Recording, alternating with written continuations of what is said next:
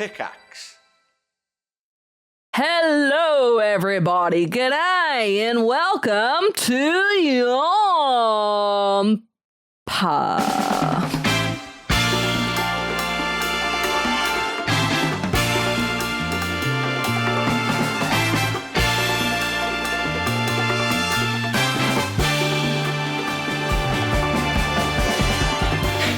That was a very Australian.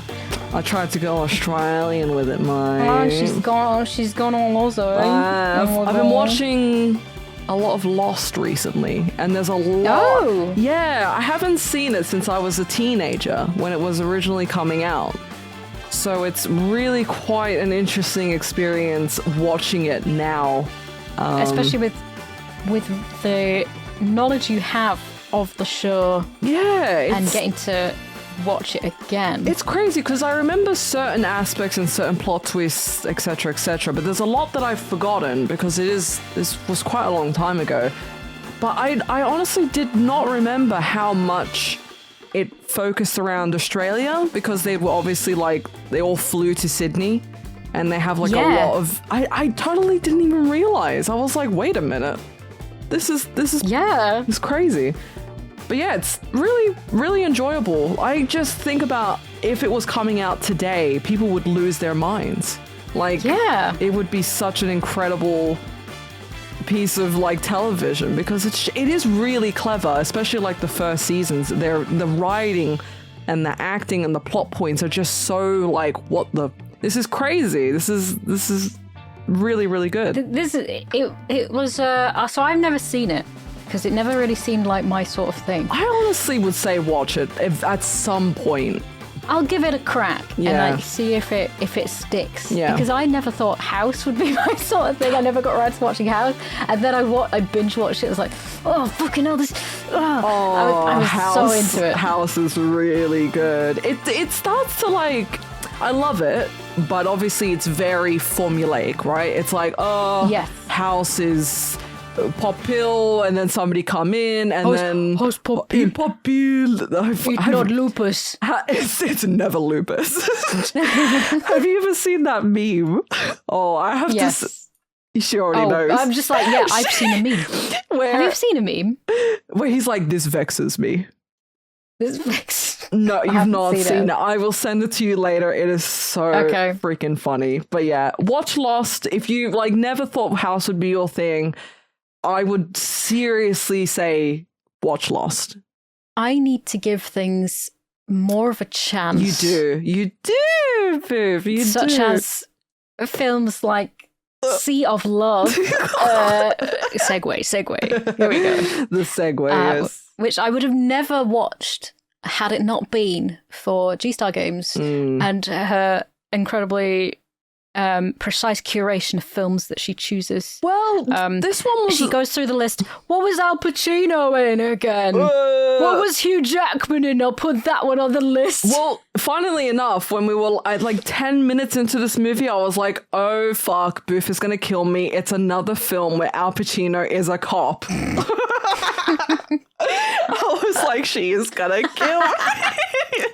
But then boobs and vagina make an appearance, and I was like, maybe she won't kill me. Not spread vagina. Come on, this is it's a classy film. It wasn't spread, but there definitely was puss. Okay, definitely. I may have missed the puss. I saw puss. 100%. There is puss in this film. I might have to actually pay attention next time. If there's puss, I'm in. Oh no, this means that she did not pay attention to the movie. No, give us the synopsis, just a brief synopsis. Okay, so I don't really do these because you know me, I'm never concise. However, it's about a guy. I'm the worst. It's a guy who's a cop. And there's a string of men dying who've all signed up to singles ads.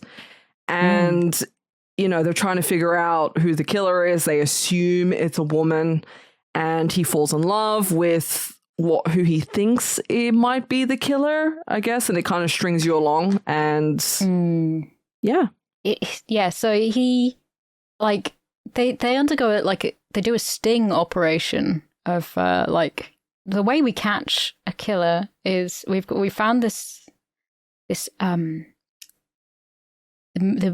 not a missing link, but the thing in common, the common denominator. Yes, bam, got it. That's the They one. find the common denominator, and they're like, okay, well, we'll use this to our advantage and organize a sting. And then he's like, oh, there's this girl. Is she not? Nah, she couldn't be. So he falls in love with who may or may not be the killer. The killer. Yeah. And so it's got Al Pacino. Al Pacino. It's got John Goodman. Great, I know. Like, I was like, hell yeah. I love John Goodman. He's great. Fantastic. And it's got some other people in it too, but they're less important. Well, it's random because they're big names, but like they have like really small role. Like Samuel Jackson's in it for like a second. Yeah, he's in the, like, I was like, oh my God. And then he's gone. Yeah. Yeah, literally. It's like, oh, hi and bye, I guess. Oh, well, okay. Yeah. Yeah, so we learned that very early on that he's Al Pacino's a detective, and he's really good at sting operations, and he's just done 20 years on the job, hasn't he? He's celebrating in a way, and he's recently divorced. Well, I say recently. I don't know how recently, but his ex-wife is now with one of his colleagues. Yeah. I always thought that was going to play into this more. But it's more just a bit of character building. I think it's more definitely character building because it just shows that he's like lonely and been fucked over by women or his wife or but the movie starts off really. I'm like, really? Do we have to see Pacino's ass? Like first, I thought it was him. I thought it was him. I thought he was fucking I thought he was fucking someone.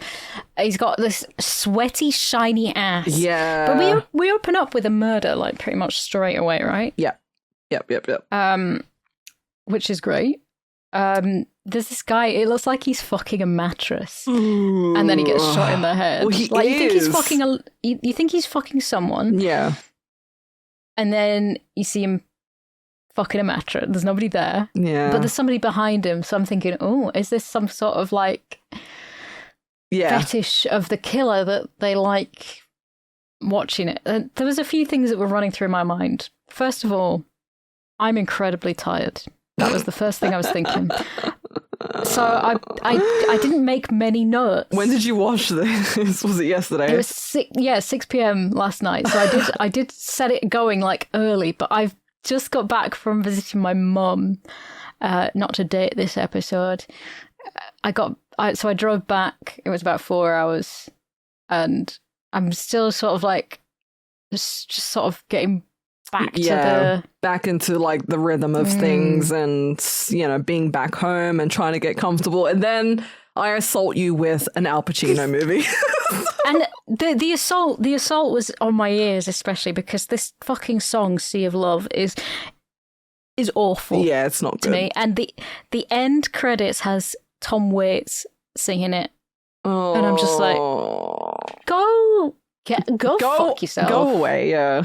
Go away. Like, I don't like it. I don't like Tom Waits. I think it's overrated. I like, I had one of my friends that used to really like it. I was like, you're 14.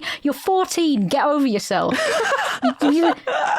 Jesus Christ. Anyway, I mean, it starts off strong. It's got like a sexy sax montage of New York, you know, set the scene. I'm like, okay. And then, my eyelids are drooping and I'm like, okay, just fucking, and I put everything down and I sat up. It was very much a mental, like,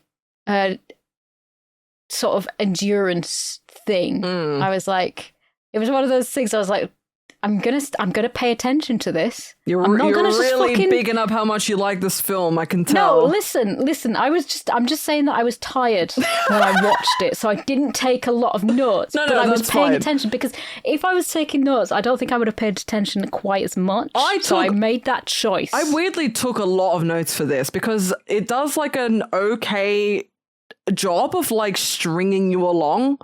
Like if you don't know, if you don't know who like the killer is, you're just like, yeah, you're really trying to pay attention for like any tells and stuff like that. And it did like a pretty okay job of like keeping you sort of, you know, interested and like, oh, could it be her? Could it not be her? What's going on? So exactly, I took a good amount of notes at least for this. And yeah, and I think that it does a fairly good job of like keeping you guessing. Yeah, a little bit, like at the very least how it's gonna play out. There's a few little twisty turny bits in it, so yeah. If you enjoy that, then this film's for you. Yeah, I was satisfied. I thought like I didn't know what to expect really, because I'm thinking it's got like an okay premise, it's interesting, and like, you know, if they do it right, it could actually be an interesting watch. And it was a lot better than Jagged Edge. Jagged Edge was horrendous. torture. Yeah, but this is better than Jagged Edge. I'll say that much. Good rating. Yeah. So this at the beginning we get a sting operation of old Al, who's Frank. What's his name? Who fucking knows? I didn't even know his name until like maybe near the end of the film. Oh, you know Frank. They're in New York, and everybody calls each other fellas. You know, yeah. Hey fellas, come on fellas, let's go fellas. Come on, hey, we're walking here. Hey fellas, they come never on. say his name, and I'm like, okay, it's just Pacino, I guess. So, but they're getting ID and invitations into this hall. I love this part. Like, I thought this was really funny. Or they're going to meet the Yankees to these people. They've got an invitation to come and meet the Yankees, who are apparently baseballers, if I'm saying that right. That's correct. And two of the guys recognize him, and they say, "Oh, you were a baseball player." Oh, and he's like doing the impression of, I can't remember what he was saying. Maybe they thought he was the mascot or something. Or part. You know, like what's that? Gritty, that big orange fucking mascot. Gritty. I love mascots. Gritty mass. Oh god, am I going to get like a Five Nights? Oh, Gritty, the ice skate Philadelphia Flyers. You're right. Okay. Yeah. He's a mascot that I know. He so looks Frankie's like something out of like, you know, the 80s or 90s. He looks very dated in comparison to a lot of like mascots today. Look up Philly Fanatic though. That's an interesting one. Philly Fanatic. I'm using one hand. Oh, it's a PH. Yeah, Philly. Fanatic. Oh, I love him. Oh my god. What a boy. He's interesting. Amazing. Yeah, he's interesting. I have looking. a thing for mascots. Oh god. Fantastic. No, I follow Mondo mascots on like Instagram and stuff. And it's all Japanese mascots, because you know in Japan, like every sort of prefectures have their own mascots for their like city or their prefecture. That's great. And schools have their own mascots. Things like tampons, condoms. They'll have a mascot. Yeah, they've literally got a jingle, a mascot, a set. Like everything has to have its own thing in Japan. They anthropomorphize everything, and it's fucking brilliant. Yeah. And it makes me think, wow, that's what life could be like if we really tried. It's true, beautiful. though. It's true. Every time I pulled into a station in Japan, there's a jingle, right? That's great. Every station has its own like jingle, and I'm like, I'm so happy right now. Like it's such a nonsense jingle, but like I'm like, life is worth living. Life is. Yeah. So they have like wards and I'm going to link this this website Please do. To G-Star, because you're going to love just looking through all of this. Oh, yeah. There's a cat, there's Sokanyan.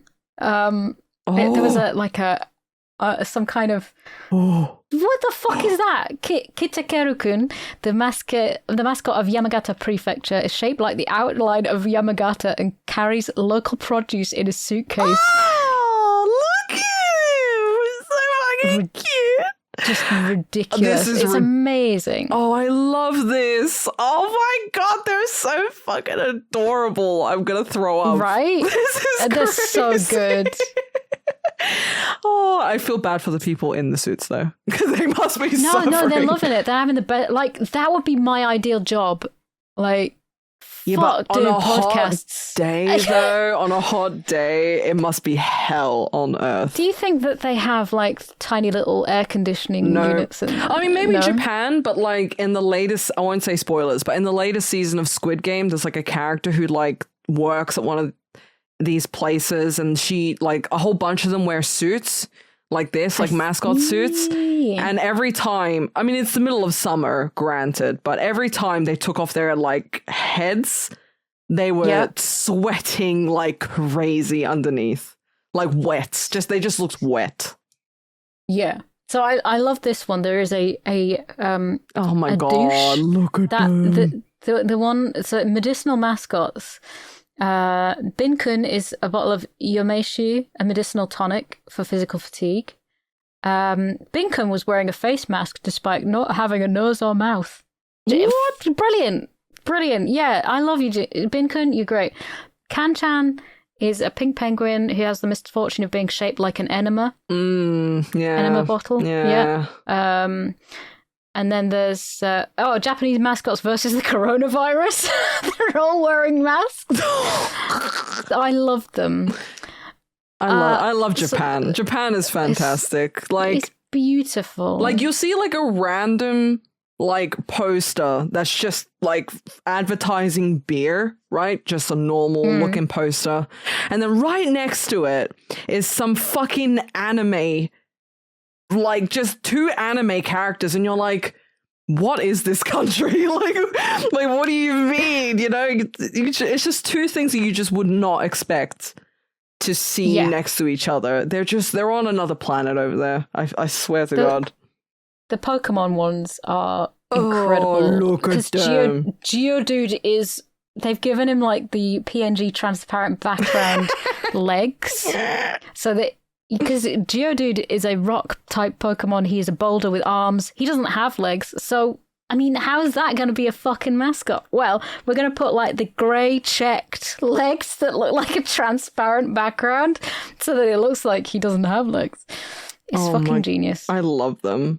I love them so much. Like, look at this. Look at this random thing. This was on the train.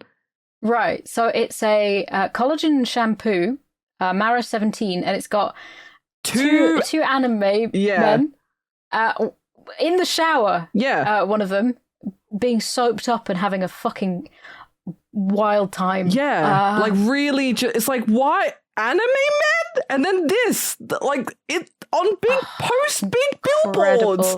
Billboards of like what looks like out of a visual novel. Yeah. For romancing things. I fucking love Japan so much. They're crazy. Beautiful. They're crazy. I used to have an obsession with Funassi. It's a pair. It's spelled Funassi. Funassi, I don't know why I was so obsessed with him, but he's incredible. Oh, he's a train mascot? Is he? No, he's representing the city of Funabashi. Oh, look at him! He's one of the ones that was running away from explosions. I know what you're talking about. You seen that GIF? Yeah. I'm obsessed with him. I don't know why. He's just fucking garbage. Like, I think he represents me. He represents me on a fundamental level. This guy? Yeah, that guy. Oh my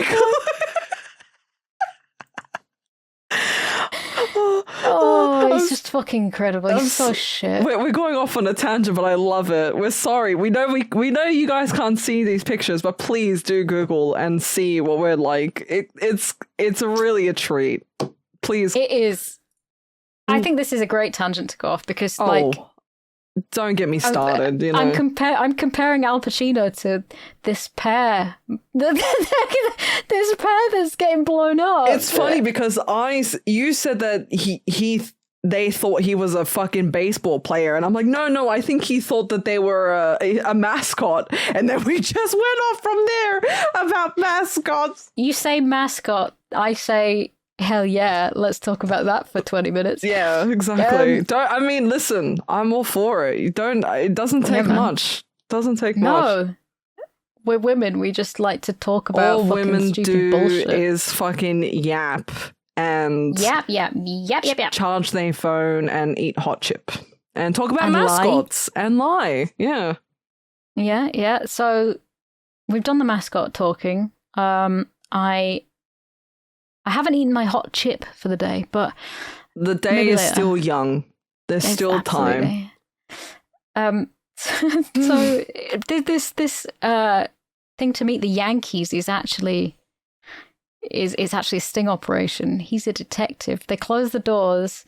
They say, sorry, the Yankees can't be here today. Oh, good news, bad news. And they were like, what's the bad news? Yeah, Samuel L. Jackson is instantly like, yo, what's the bad news? And then he's like, well, bad news is you're all under arrest. You've all got outstanding warrants.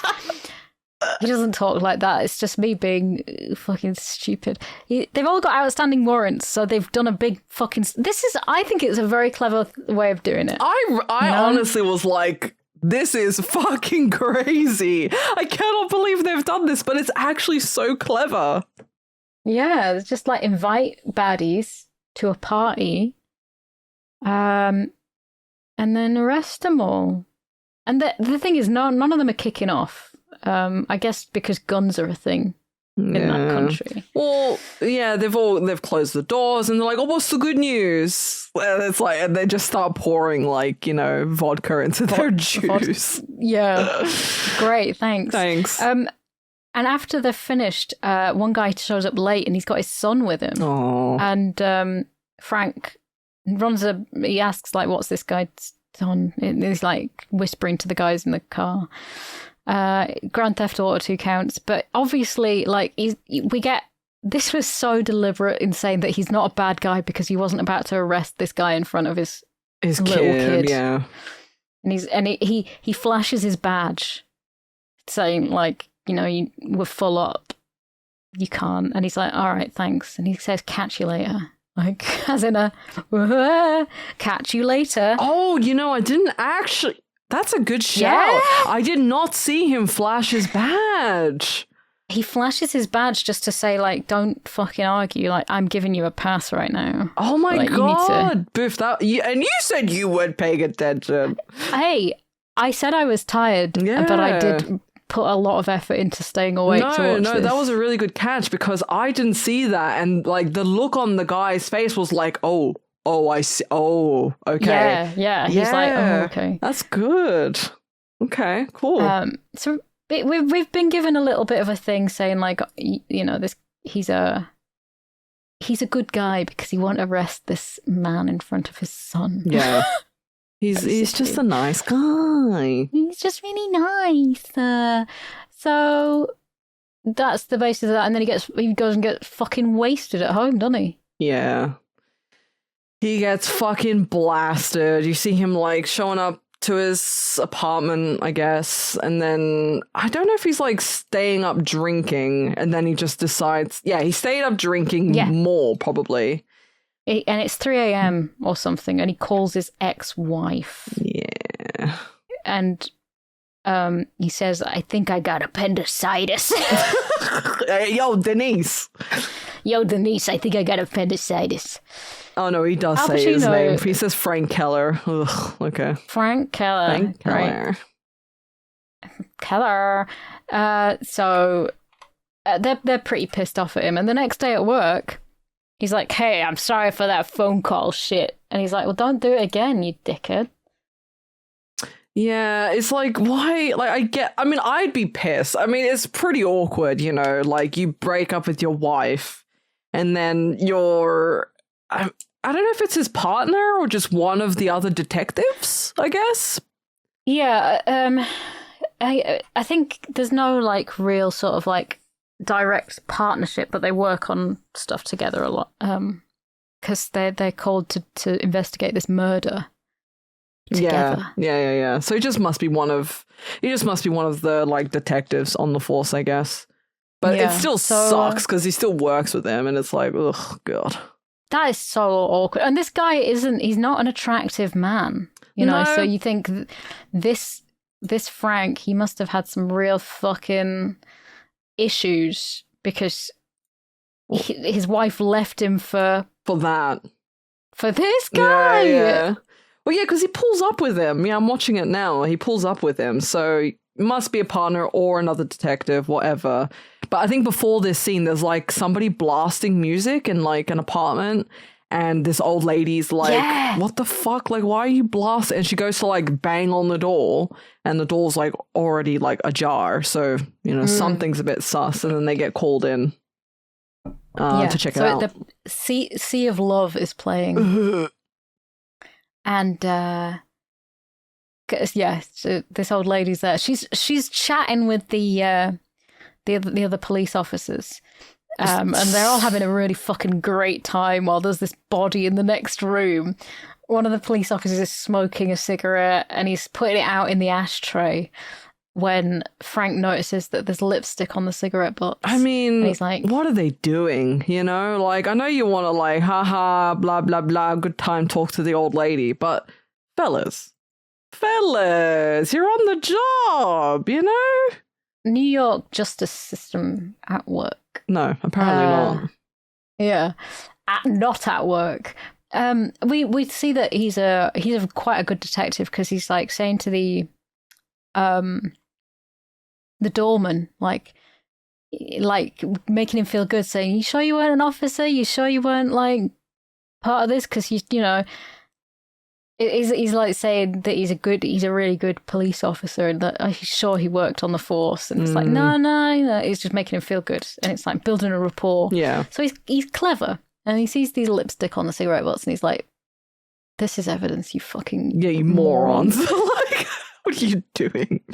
Like, I mean, he walks in and it took like a second for him to like clock on. So clearly pretty good at his job. I just can't believe that they're sat down with her having a chat. Just like a friendly, haha, fun little chat.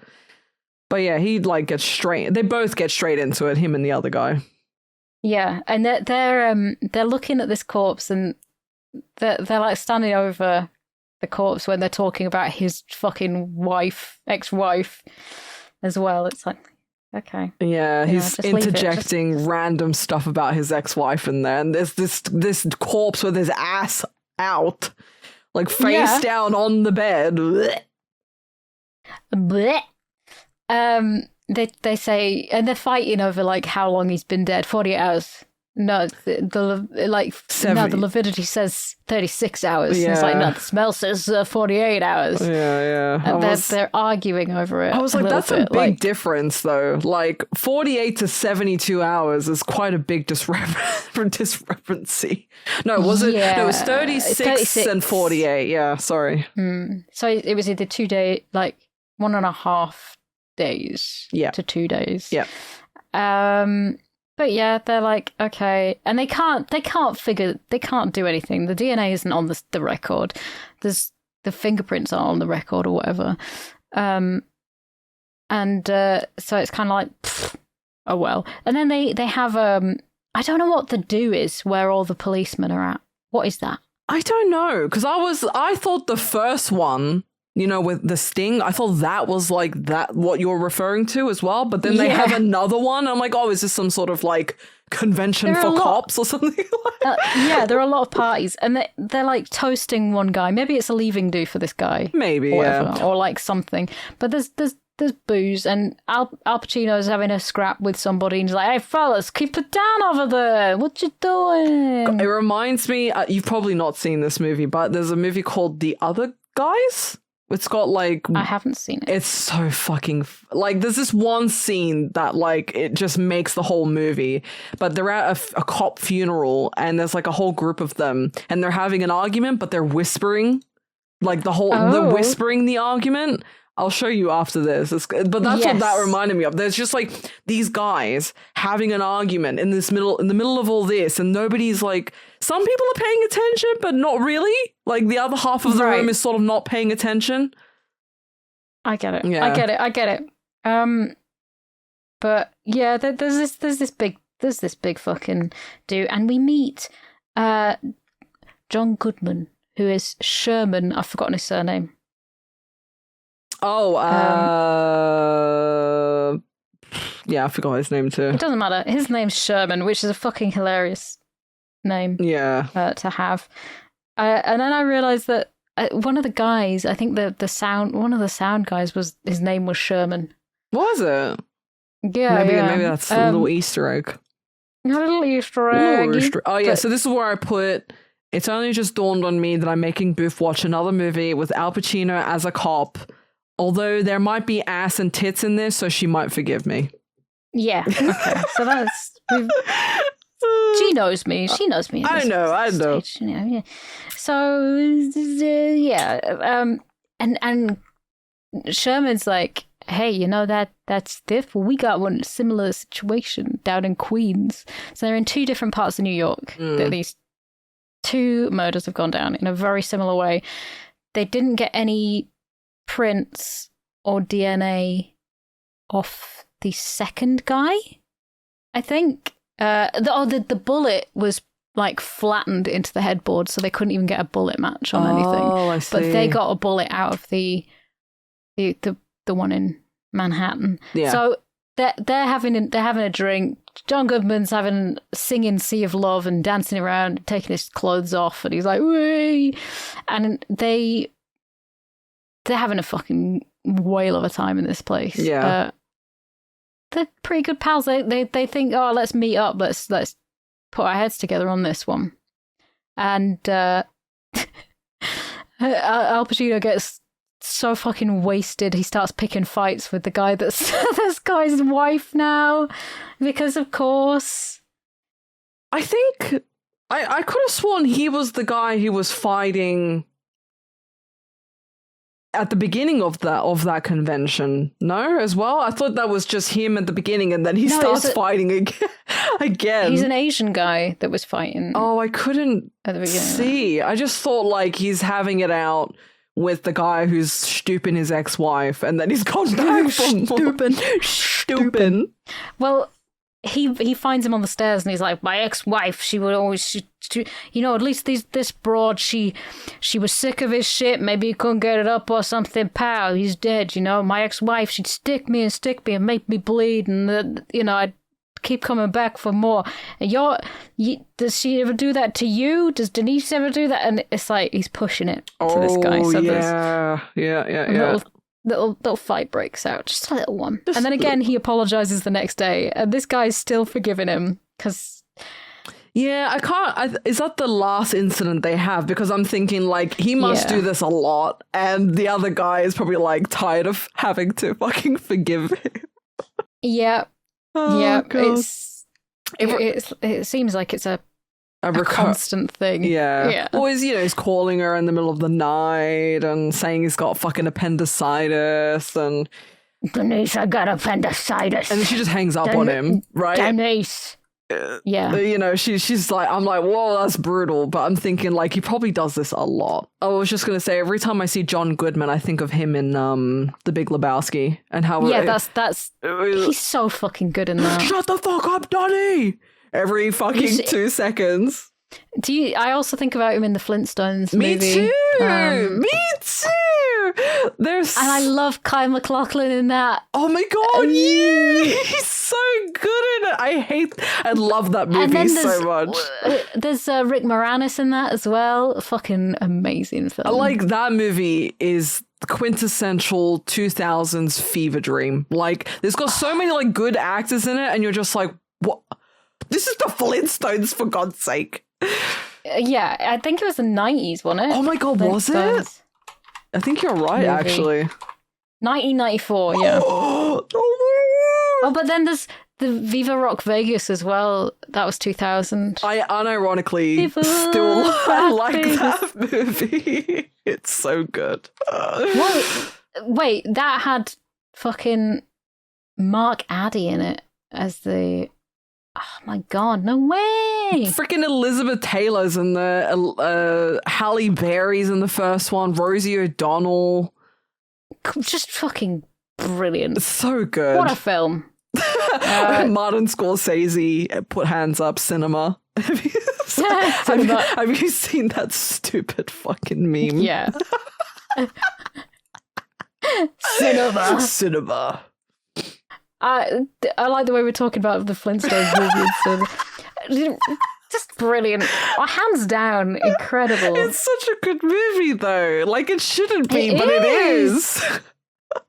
Oh, I love it. Everything about that film.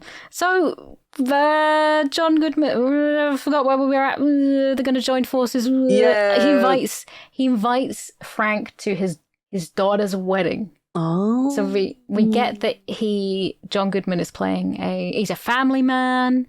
He's excited to work in Manhattan. And they're going to work together on this. They're going to try and figure it out, aren't they?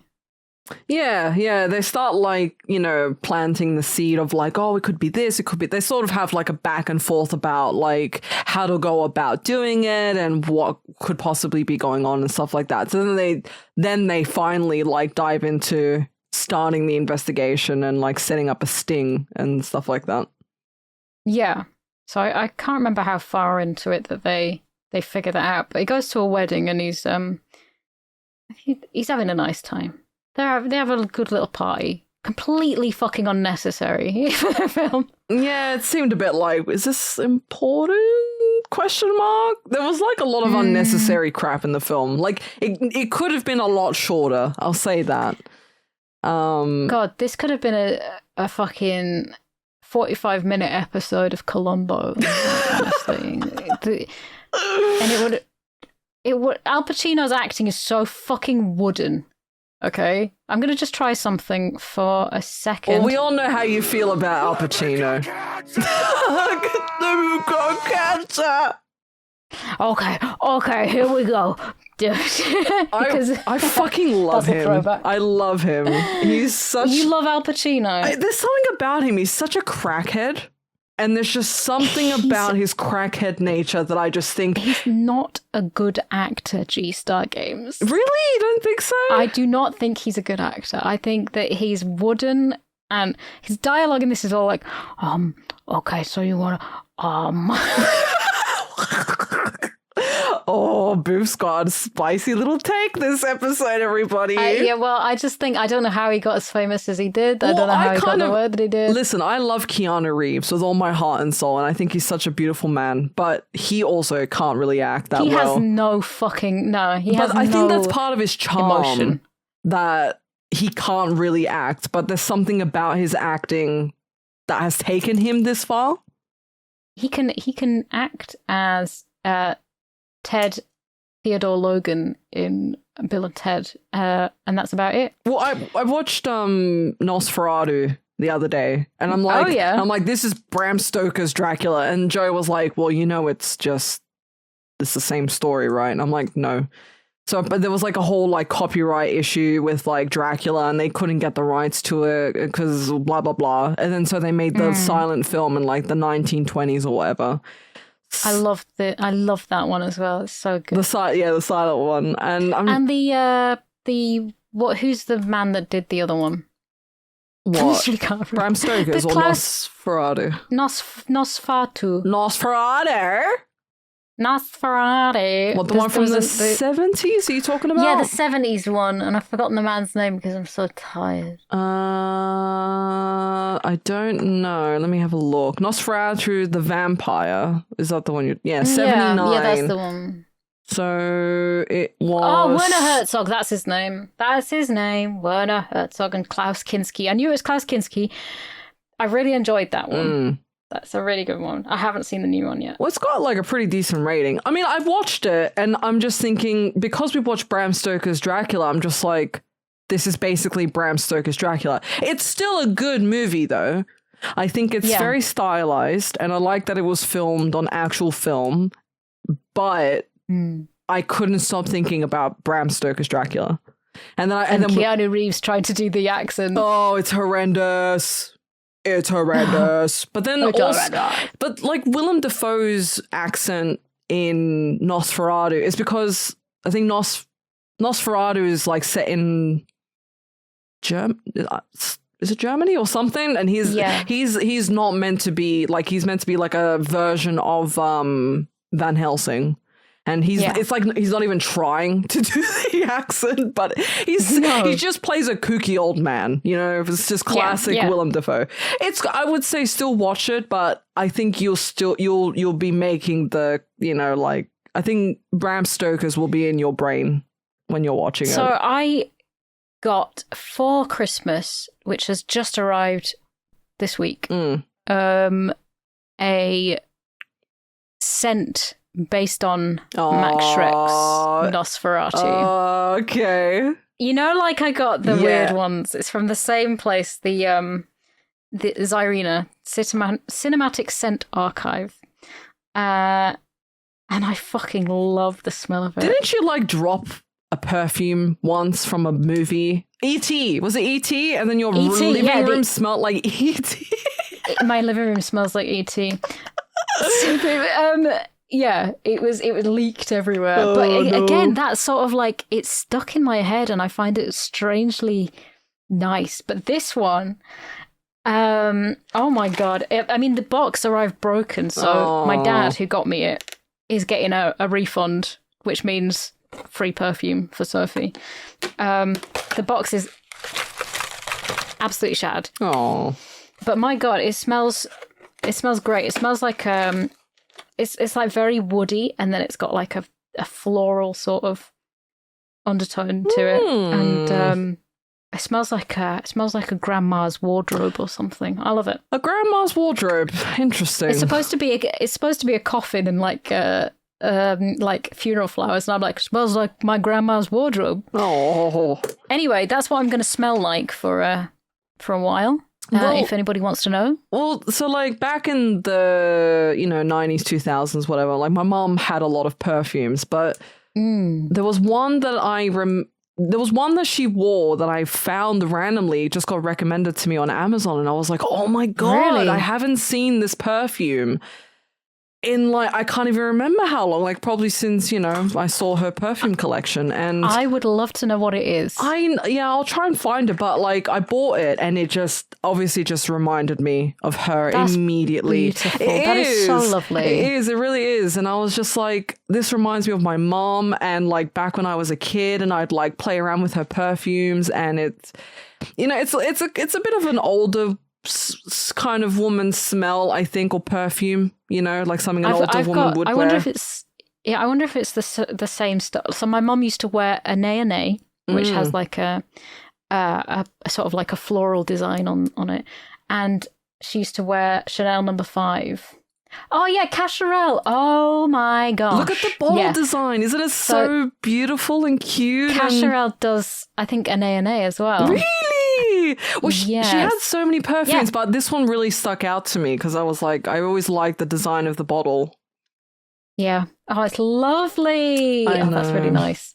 So yeah, it'll be similar to an A&A that. Let's have a look. My mom used to wear an A&A and Chanel No. 5. Oh yeah, it's by the same. Yeah, it's by Cacharel. I love it. That's lovely. Isn't it? Isn't that just... I was so happy when I found it because I'm like, my mom's no longer with us, but like, yeah, I was like, this is what she used to, smell like. And that's, the scent is so important to memories. It really is. It really is, yeah. So like, I attach so many things to, because when I was growing up, we used the same soaps that I use now, like Shield, then there's bars of soap. Bars of soap, like coal tar, scented stuff. Yeah. And palm olive. Yeah. And it all, and then like this, that's like, it's so tied to it. So, man, I was like, that's why I was trying to find my signature scent, and I'm glad that it's not E.T.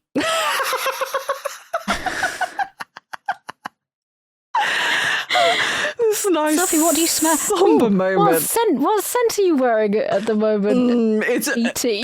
Du Parfum E.T. E.T. Oh my god, you kill me. That's so funny. I'm going to start wearing E.T. Please around do. as well. Please. I like the weird ones. I love the weird smells. They're so good. They are. There's some like perfumes that are really like too much, right? Like too sickly, too intense, but 300 men have just switched off the podcast. oh god. Fellas, do not wear, Lynx or Axe or whatever the hell. It's God. not good. It's not good. It is not good. Trust and believe it is not good. It depends on the man, because obviously the pH of your skin will change the scent. Yeah, but it's not an antiperspirant though, Boof, you know? No, that's the thing. Yeah. But a lot of men, as young men, will spray a hell of a lot of this and it's overpowering, and it really puts people off. Find a nice scent, just go in with the aftershave a little bit. Find your signature scent. Put it all over your t-shirt or a hoodie. Give it to a girl. Hey, there you go. Bam. She will not be able to forget you ever. Just don't use that stuff. It's not nice. Also, I'm one of those people where like strong smells give me a tummy ache. Like it actually makes me sick. Yes. There have been so many times where like somebody's had a really strong scent or smell of some sort, for whatever reason, I've literally left with a sore stomach. I get migraines from it as well. Like, how did we get here? I don't actually know. But I just pictured G in the middle of a forest with me, and we've just been walking and walking. We've wandered off the path, and we're standing there in the middle of a clearing. How did we get here? How did we get here? I don't even know how we got to this point, but I'm not complaining. I'm just like, it's just fascinating. Oh, I know how we got there, but I'm not going to tell you because it just I like her being confused. Yeah. Fair. Wait, was there a film that we were? I think we were talking about a film. What do you think Al Pacino smells like? Because he looks like he fucking stinks in this film. He's chain smoking. Probably his booze, right? He's drinking booze. Yeah. He's sort of a bit sweaty. His apartment it's not terrible, but it certainly ain't great.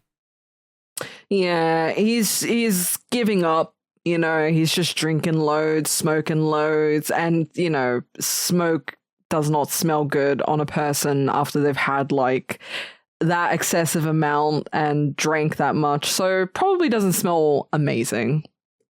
Although, like, when I was younger, I used to find it really nice to smell stale cigarettes on someone.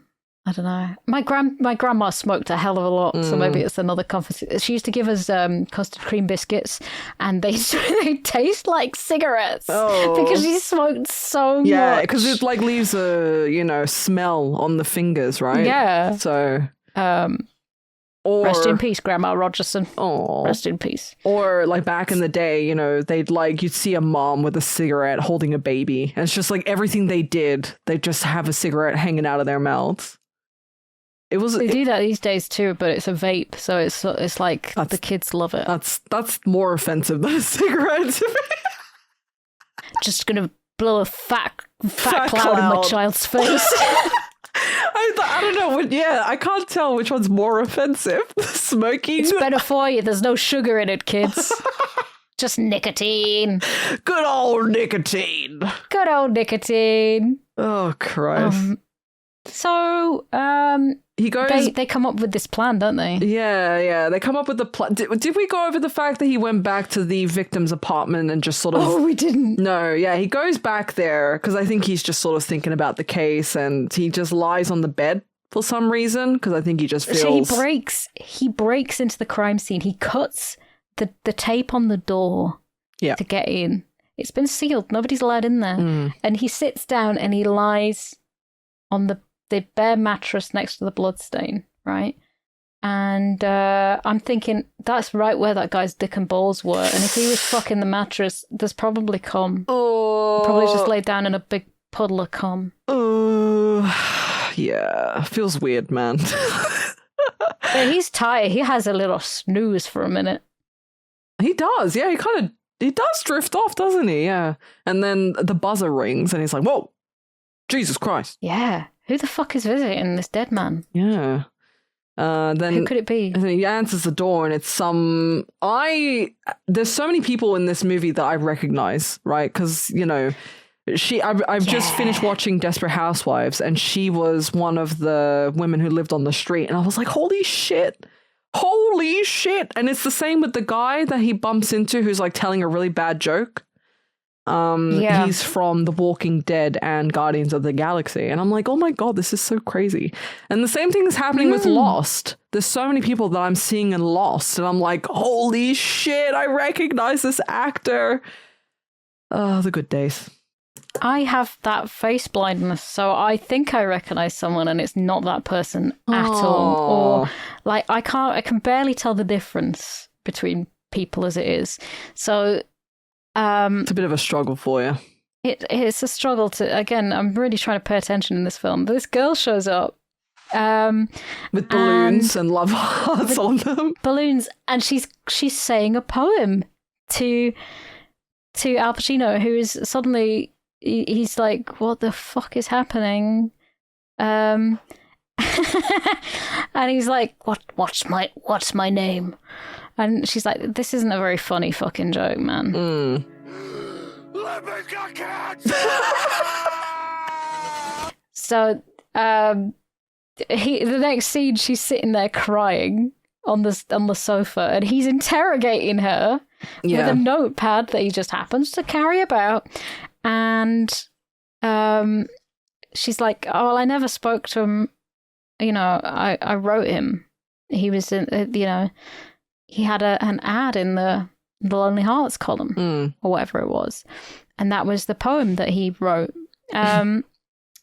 So obviously, like, he's like, maybe you'd feel better if you took the balloons off. And she's like, they're the only thing that's keeping me up. What the? I love her. She's so sweet, that lady. She is. She's exactly like I would be. She's got literally 6 balloons there, and they're tied to her arms. Oh, that's so sad. I know, and it's sweet. Aww. And she's like, I don't know why I'm so upset. I never knew him. I never even met him. It's pretty upsetting, though, if you think about it, because it's like, especially back then when human interaction was a bit more limited, right?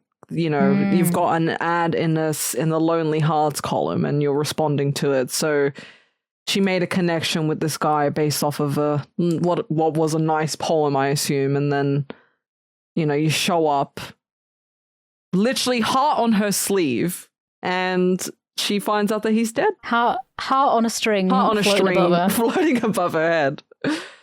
Bless her. It's like maybe she thought that she found the one, and he's dead. Oh, he dead. He dead. So they realised that there was this was the missing link, the common denominator between the two guys. The Lonely Hearts column thing. The Lonely Hearts column guys. And they're like, oh shit, okay, so but they both had poetry in them. These guys were poets as well. So they chase up on a third man who he has a family. And he's got a wife and kids, and they go to his house. God, yeah. And they're having a discussion in the garden.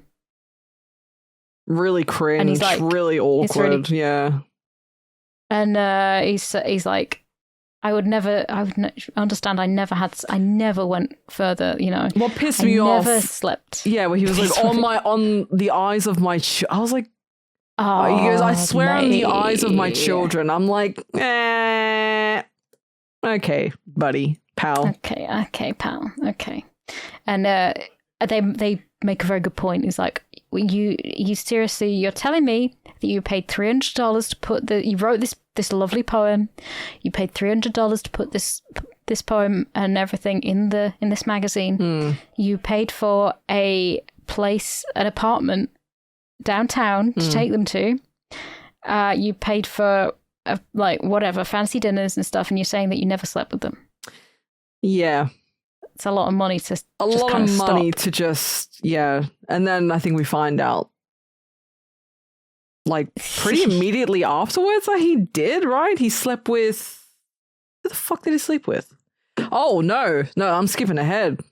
You're skipping ahead. Oh yeah. Ooh, okay. Yep. No, I remember now. Yep. Yeah.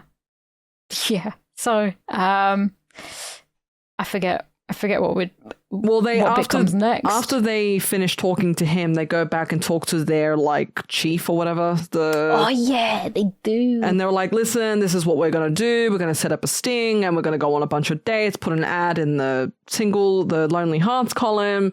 And he's like, okay, make sure you wear a Y. Make sure you do this, and that. And it's like a back and forth about like how they're Yeah, initially he said, no fucking way, this is stupid. You're dumb. And he was like, I'll do it myself. I'll pay the $300 out of my own pocket. Yeah. And you can reimburse me as a sort of a personal bet. They don't go through with that. But then the next guy to turn up dead is that one guy. Yep. That they found the link. He was there. He was naked, face down on a bed. The guy who said he swore on the eyes of his children, that he wasn't doing what they claimed that he was doing, which clearly he fucking was. So So he ends up dead, and I'm thinking, mate, that poor wife and kids. I know, God. God's sake. They don't have a dad, and they're like, now. Oh, and was it Frank that says, like, oh, we should have followed him, we should have tailed him, we should have stopped him. Yeah. We fucked up. And like John Goodman's like, nah, he fucked up. He did this to himself. Well, he's not wrong, but also I think they're both not wrong.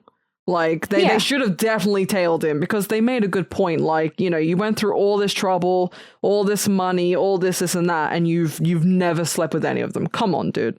Like, they knew he was talking shit, so they should have realistically followed through. But again, there's only so much leeway that they can probably do in their day-to-day work. I don't know. This is why they're running it all past the chief. But the chief then says, like, that's okay. You can wear a wire. Mm-hmm. You're not allowed to touch the girls. You're not allowed to sleep with the girls. Lol. We've got people in the We've got people in the restaurant and stuff. And what we're going to do is we're going to get prints off them all. You order some drinks. It's like a speed dating sort of situation. So they're trying to come up with a good poem for this, because the lady likes poetry. She's a very poetic and creative person, apparently. She loves it. All three of these guys. Think is the murderer. The murderer, the shooter, the doer, as they call her, is one that enjoys poetry. So they get the boys together at Al Pacino's house, and they're coming up with jokes like bawdy fucking limericks that to like put in the paper. They can't be fucking serious about it. Yeah. They're coming up with really, jokey, haha, blah, blah, blah, like really terrible stuff. And then I think his dad, who's like in the room with him, starts reciting like an actual nice poem. Gorgeous, beautiful poem. And it shuts them all up, and they're like, wow. Wow, that's deep. Wow. And he's like, Frank's mother wrote it for me when we met. And he says, you can use it. Use this. Use this poem. If she'd love it. Yeah. She'd love it. I can read it. I can read it to you now. While she was in high school in 1934, I live alone within myself, like a hut within the woods. I keep my heart high upon the shelf, barren of other goods. I need another's arms to reach for it and place it where it belongs. I need another's touch and smile to fill my hut with songs. Aww. It is nice. It's nice. It's a good poem, and it worked. It got Frank Keller Sr. and they had Frank Keller Jr. And did you notice the fly landing on John Goodman's face? I didn't know. Was this in the room when this they was were... in this scene? Yeah. Oh no, I didn't. That's funny. I laughed so fucking hard. Oh yeah, because they're all smoking and drinking and laughing. Like they've got cigars as well. And I'm like, Jesus Christ, this is a manly man. This is too manly for me. Yeah. This is why it's like, you know, these guys, they're quite bawdy. They're joking. They're saying limericks like, "There once was a man from Nantucket." I don't know. There's something about sitting on my pole, etc. Yeah. And they're laughing. They can't. They're just blokes, you know? Ask a man to write a poem. Ask Joe to write a poem. All right? It'd be fucking brilliant. I can guarantee you. Oh, it would be. Like, because he won't take it seriously. No, he won't. It'd be horrendous. It would be horrendous. Joe, write me a love poem. He would not. Please. He can be sensitive sometimes. Of course he can. Sometimes. But like, if you say to him, write me a poem, he's not going to immediately go into sensitive mode like in Bedazzled. No, not at all. That guy's crying at the sunset. That guy. When she made him too sensitive. Oh, I love that. Oh, that film is so good, dude. Men have beautiful souls, but masculinity gets in the way. Insists. Just felt something fall over. I heard something fall over. I heard something fall over. It's the men who are listening rumbling. They're like, "Wait, we can be sensitive." It'll be Brenda knocking shit over, man. Bren. She's Bren. I can see toxic masculinity. Sorry, I could see the fly flying around the room on the lens of the camera as well. By the way. Oh my god, that's so funny. They just couldn't be bothered to get rid of it. No, I liked it. It adds to the scene. It does, yeah. It feels like... Give that fly an Oscar. I hope he's credited in the damn credits, okay? So, I mean, men can be very sensitive, but you put a lot of blokes in a room together and say, recite some poetry. It's going to be... Shits and gigs, yeah. We've got the poem, and then they've put it in the newspaper in the Lonely Heart section, and then they just wait for responses from the leads. Yeah, the fly wrote the poem, really. Yeah, it really did. Yeah, actually, he was the best guy. So yeah, it's $300 to put it in. So these guys are like, this is a proper. Yeah, that's crazy. This is a big deal. Yeah, like $300, especially then. That's a big deal, you know? My dad met his wife through a similar thing. I think it was a Guardian, that fucking newspaper. I think it was a Guardian dating thing. Oh, wow, okay. Yeah. My dad is very particular. But hey, good on him. Well, if they read The Guardian, then they probably have, like, similar... Yeah, they've got similar interests. Or a similar personality. Yeah. So I think, hey, it's a good way of weeding out the people that, people don't usually spend $300 on a joke to take the piss out of people. True, yeah. So if you're gonna do it, then you're pretty committed. Set the bar high, so nobody's gonna fucking write in and say, I'm looking for a woman, and then have a giggle at all the lonely fat ladies that show up. They get a lot of responses. They get so many responses. Yeah, they get a lot, and then they see, like, you see Al Pacino's character like walking out of the precinct with like a whole stack of letters. So they get it sent to a PO box. Oh, that was the other thing that guy did. He had a PO box, and so he had to pay for that. He wasn't getting the letters delivered to his house because he was hiding it from his wife. Oh, yeah. So Frank has a PO box, and he's got this massive stack of responses that they go through. And the next scene is like John Goodman and Al Pacino are on the phone to two different women, sort of like chatting to them, setting up dates. And they've got one of those fucking scheduling whiteboards. It was like it was a thing used back in like the 80s and 90s where like a diary, like a calendar for and arranging meetings. Yeah, it's one you'd have on your desk and you'd like write on it, you know. Because it was like there kind of like right in front of you, and then you put your paperwork on top of it. But yeah, they had like one of those and he was like penciling in, you know, his dates. Oh, you're a night owl? Oh, that works for me. We'll do 10 o'clock, something like that. Yeah, because I was like, how are they going to do this? You know, they've gotten quite a lot of responses. Are they doing it all on the same night? If they do it in the same night, there might be overlap. You know, the women don't know that he's meeting a whole slew of other women. So, like, how are they going to pull this off? Yeah, I was getting like, I was like wondering, like, how the fuck is this going to be? They're going to get away with it. And they're saying, obviously, they can't say, yeah, I'm a cop on their phone. So they say they're printers. Interesting choice. Which is, like, what? Random. I like it. They choose printers because they're getting fingerprints. That's a good one. Brilliant. Yeah. So they're wiring up Al Pacino. They've got sound guys in a van outside this restaurant. John Goodman is a waiter there, and they've got a couple at a table who is signaling to him whenever he asks any questions. You know, they've got an earpiece in, and in come the broads. The broads. And how it works is they get the date, they chat a bit. They order the lady a drink. She finishes the drink or whatever. John Goodman, as waiter, comes over, says, "Did you enjoy your wine?" Takes the glass. He puts it in an evidence bag. "Bob's your uncle. We got some prints. We're going to see if any of these women are the ones." And we see him on a date with an older lady.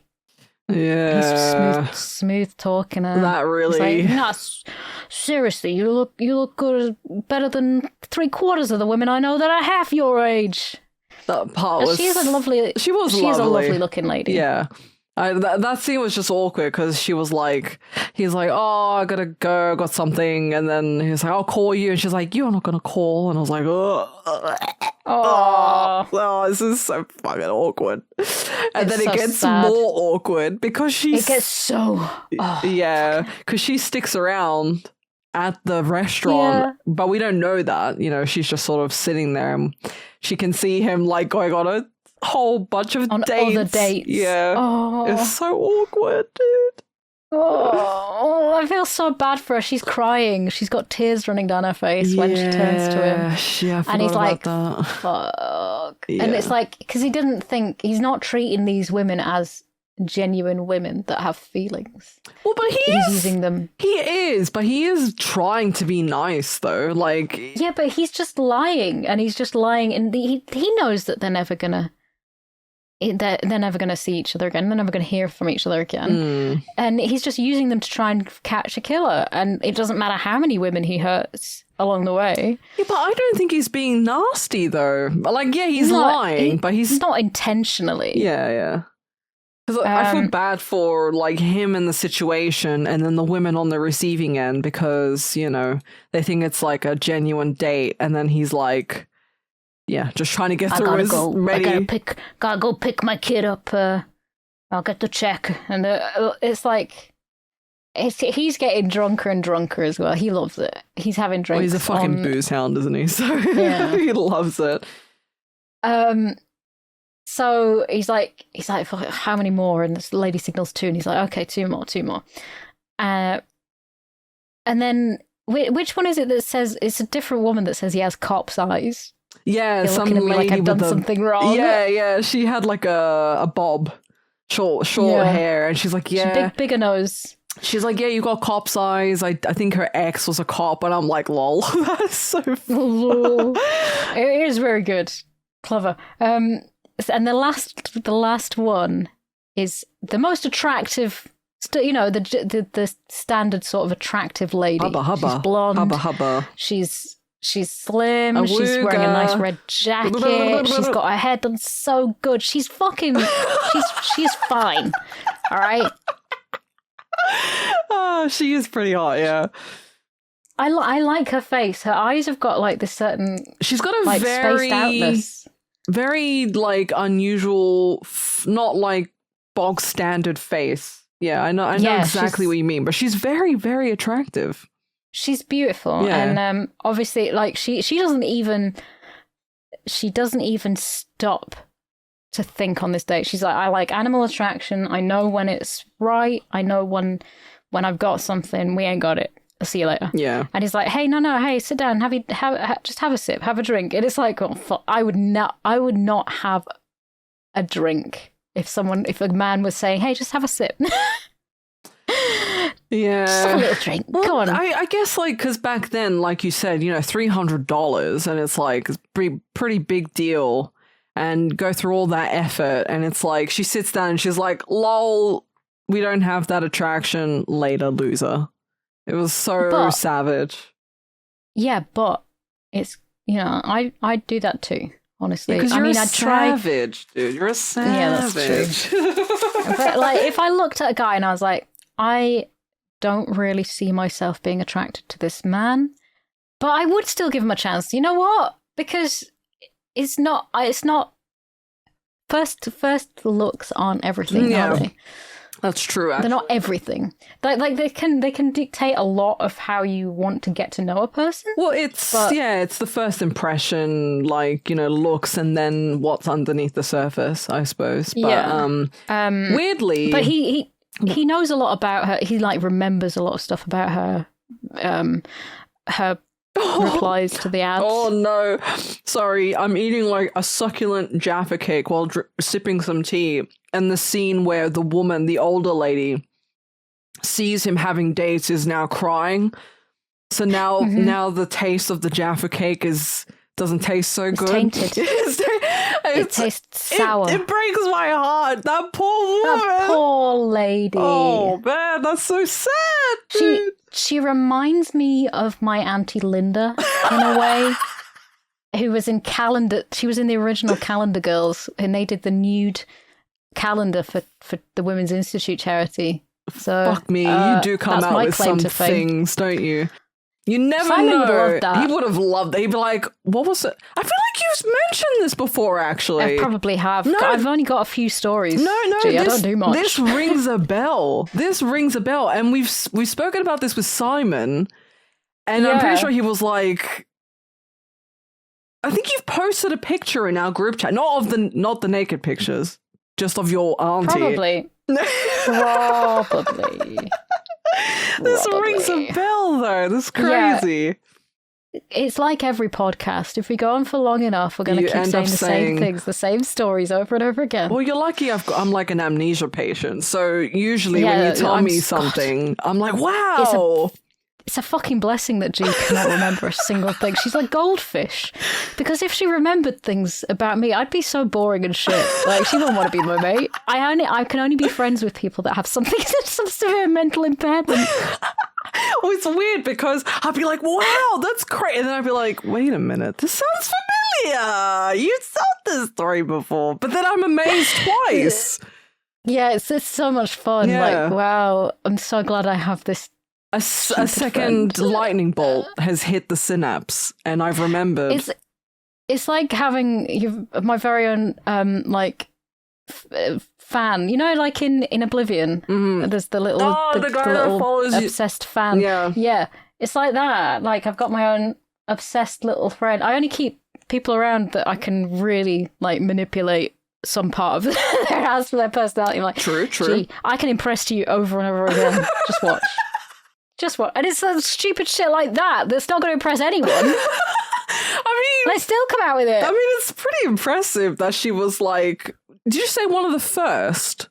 Yeah, she was in the original Calendar Girls. That's pretty fucking impressive. Come on, She met Alan Titchmarsh and Terry Wogan. What? That's very British.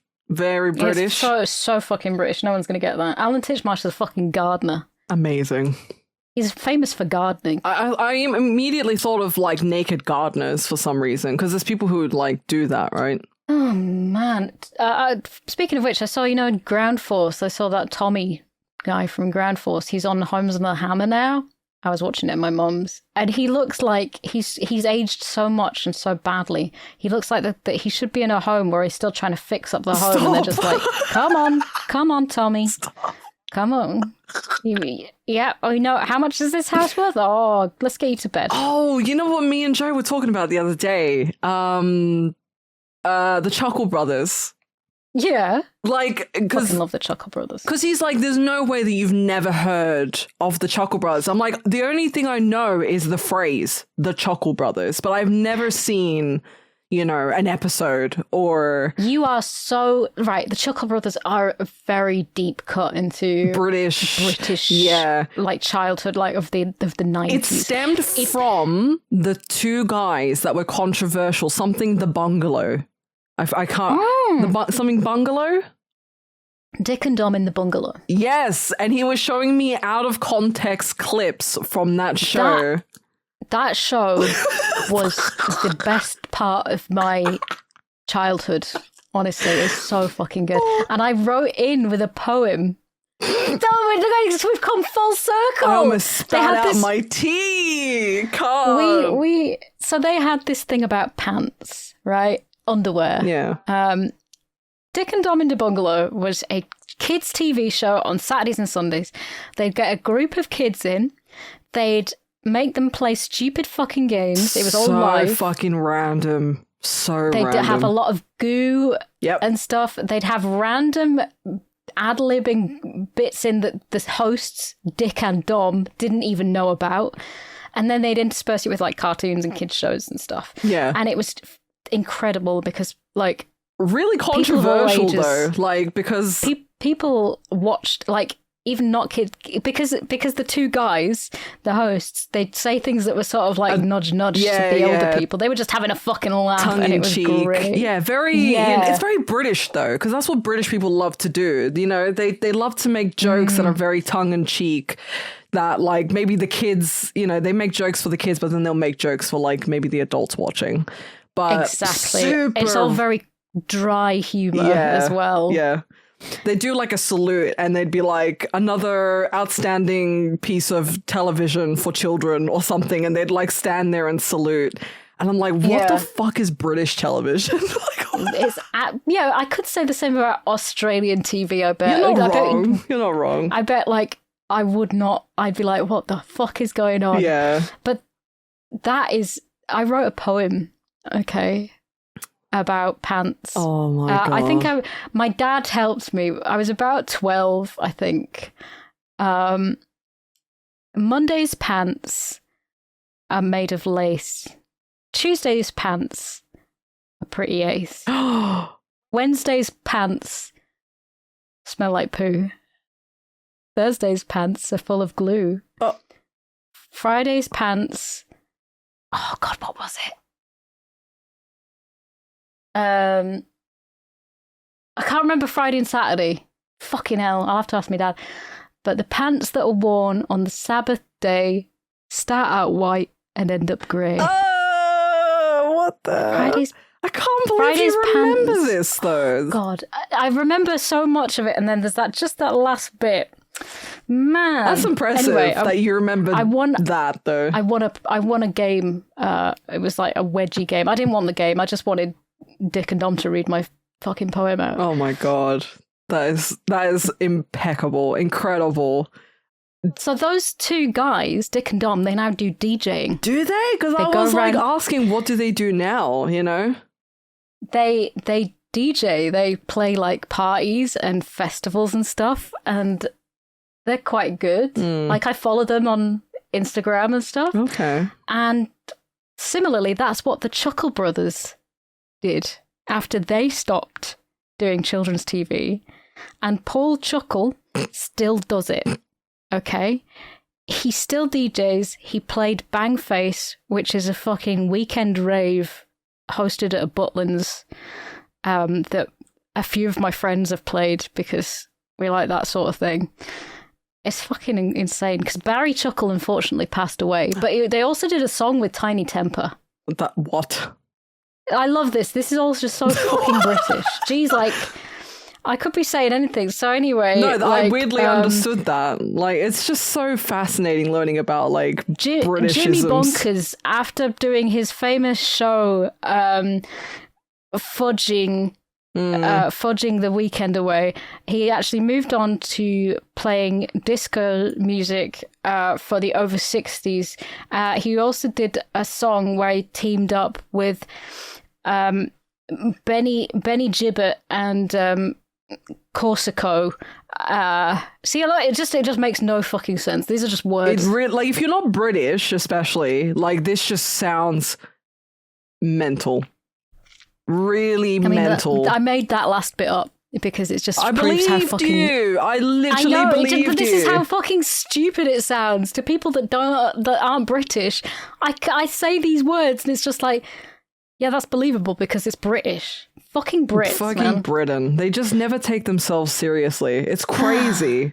It is seriously crazy. I love Dick and Dom in the Bungalow, and I wish that there was more full episodes out there. I remember he told me about like the stuff that he never mentioned the bungalow thing up until recently, but I saw the stuff where they used to scream bogeys in public. Yeah.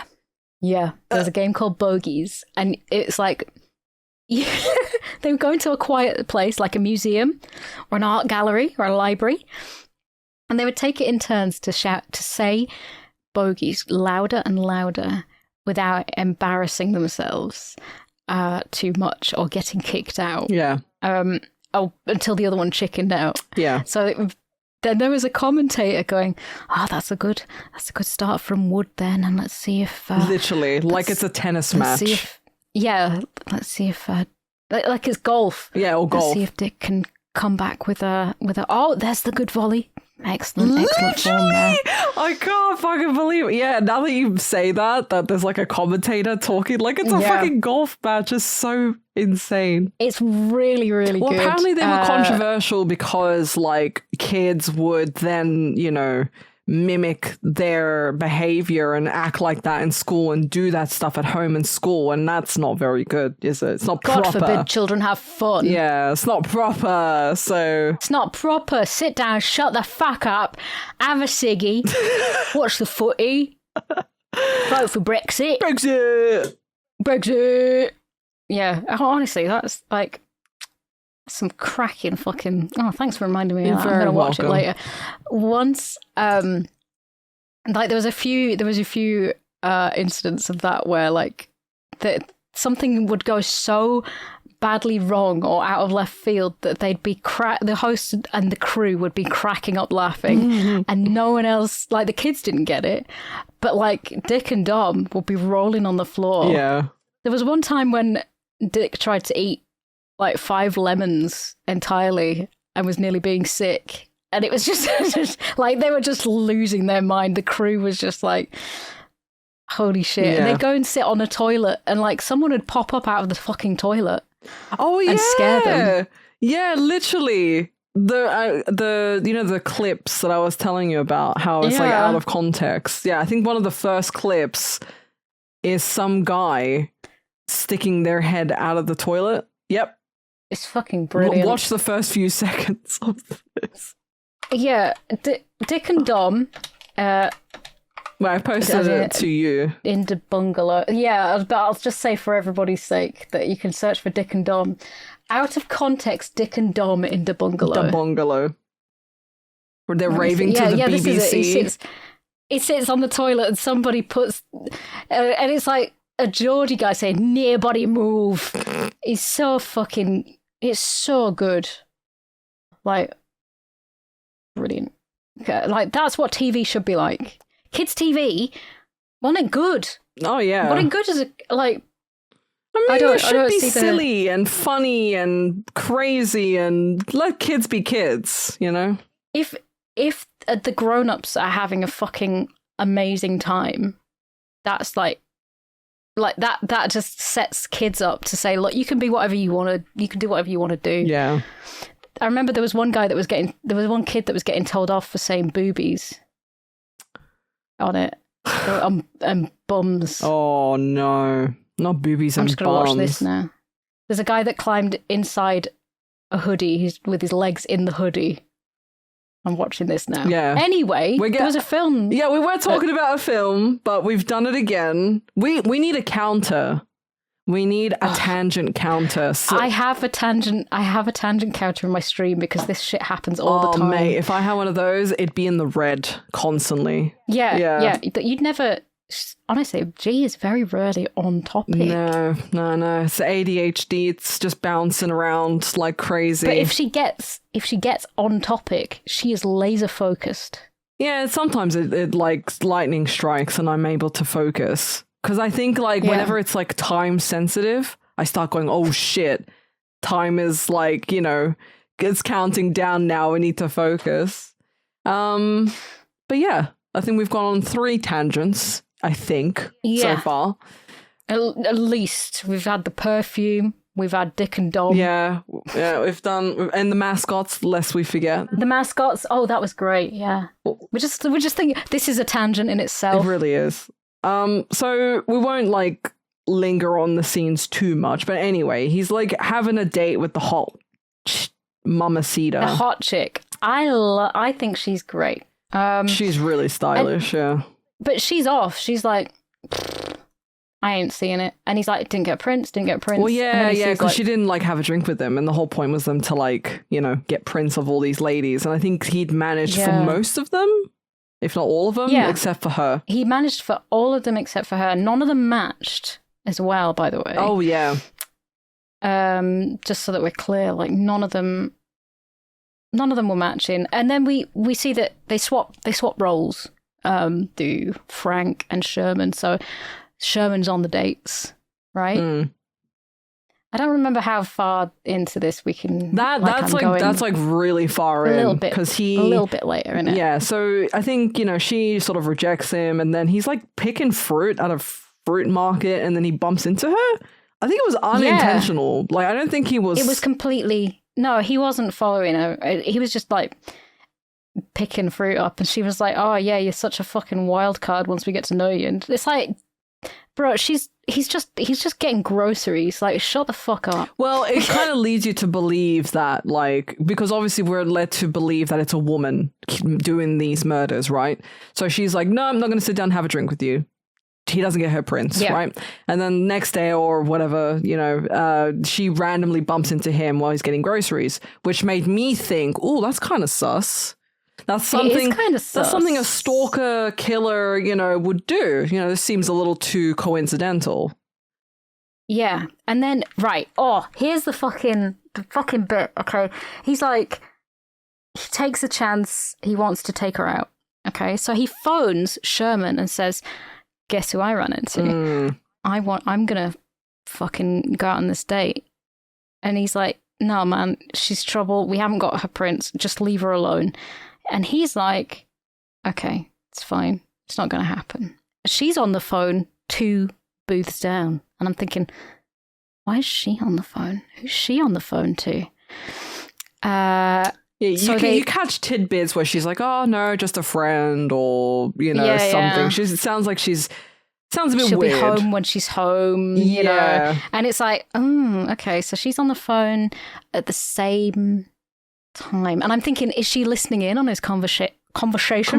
Sean Connery?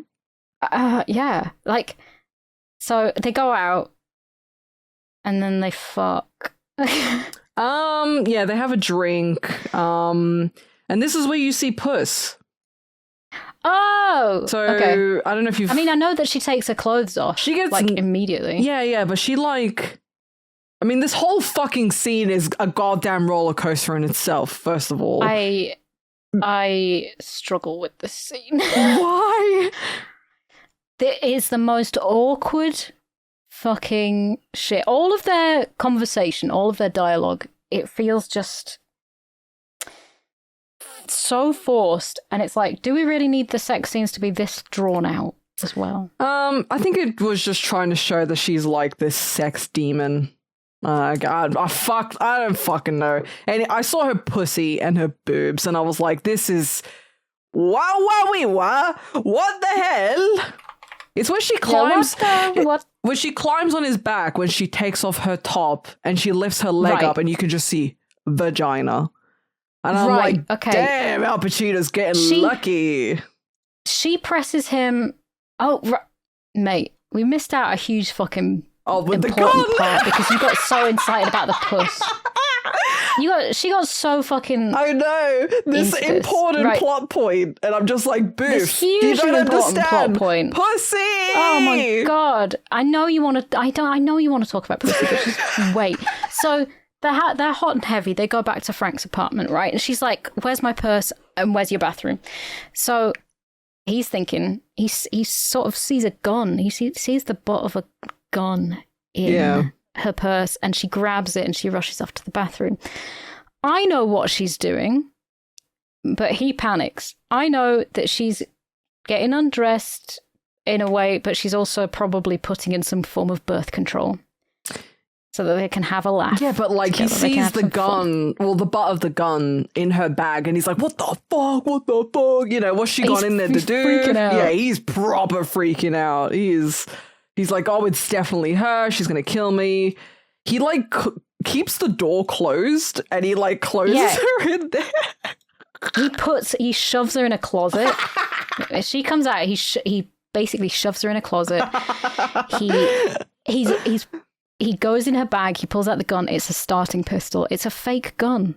It's for runners, basically. Like, that's not a real gun. And I know that if you're in New York and you don't actually have a real gun, it's good to be able to flash it at men who may be a piece of shit. Men, right? asterisks. Yeah, but the thing is, though, Boof, it's not a very convincing gun. There's no, there's no barrel. So if someone was to, I mean, maybe in a dark alleyway or in dim lighting, but you can see that it's not real. Like, as soon as you see where the barrel is supposed to be, there's no barrel. Exactly. But, like, that's the point, you know. She doesn't have a real gun. Yeah. It's just for, like, you know, warning. It's just for showing, like, you know, potential muggers, rapists, etc. Yeah. Then we get the awkward fucking. It's like he pushed her on the bed and he's like, "What are you fucking doing? Fucking bullshit!" And so he's really like laying into her. Yeah, like, they start like, wow, bow chicka wow wow. I do see puss. Told ya. Mate, what the fuck? She lifts her leg up. Yeah. Like, you can see, like, you can almost see right inside. You can see the ham wallet. It's there. You can. Let's turn the camera up on my screen. Let's have a look. I told you. I was like, sheesh. So basically, like, she does this really fucking awkward thing. She presses him against the wall. Yeah, but I think, again, this was shot because obviously we think that the killer is a woman who's like very dominating.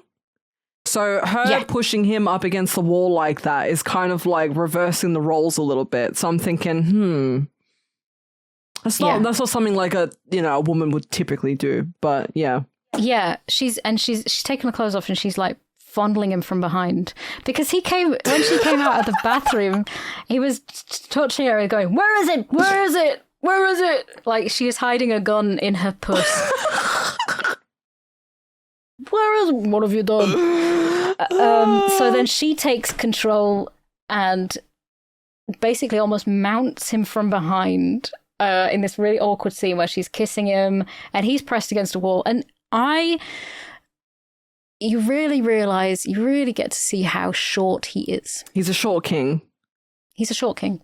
With his pussy popping platforms.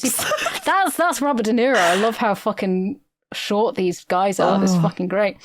I forgot I had in my notes, the scene where the woman's like, "You got cop's eyes."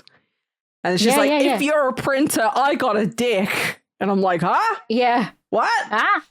So he's 5'6". Oh, yeah. So I like that.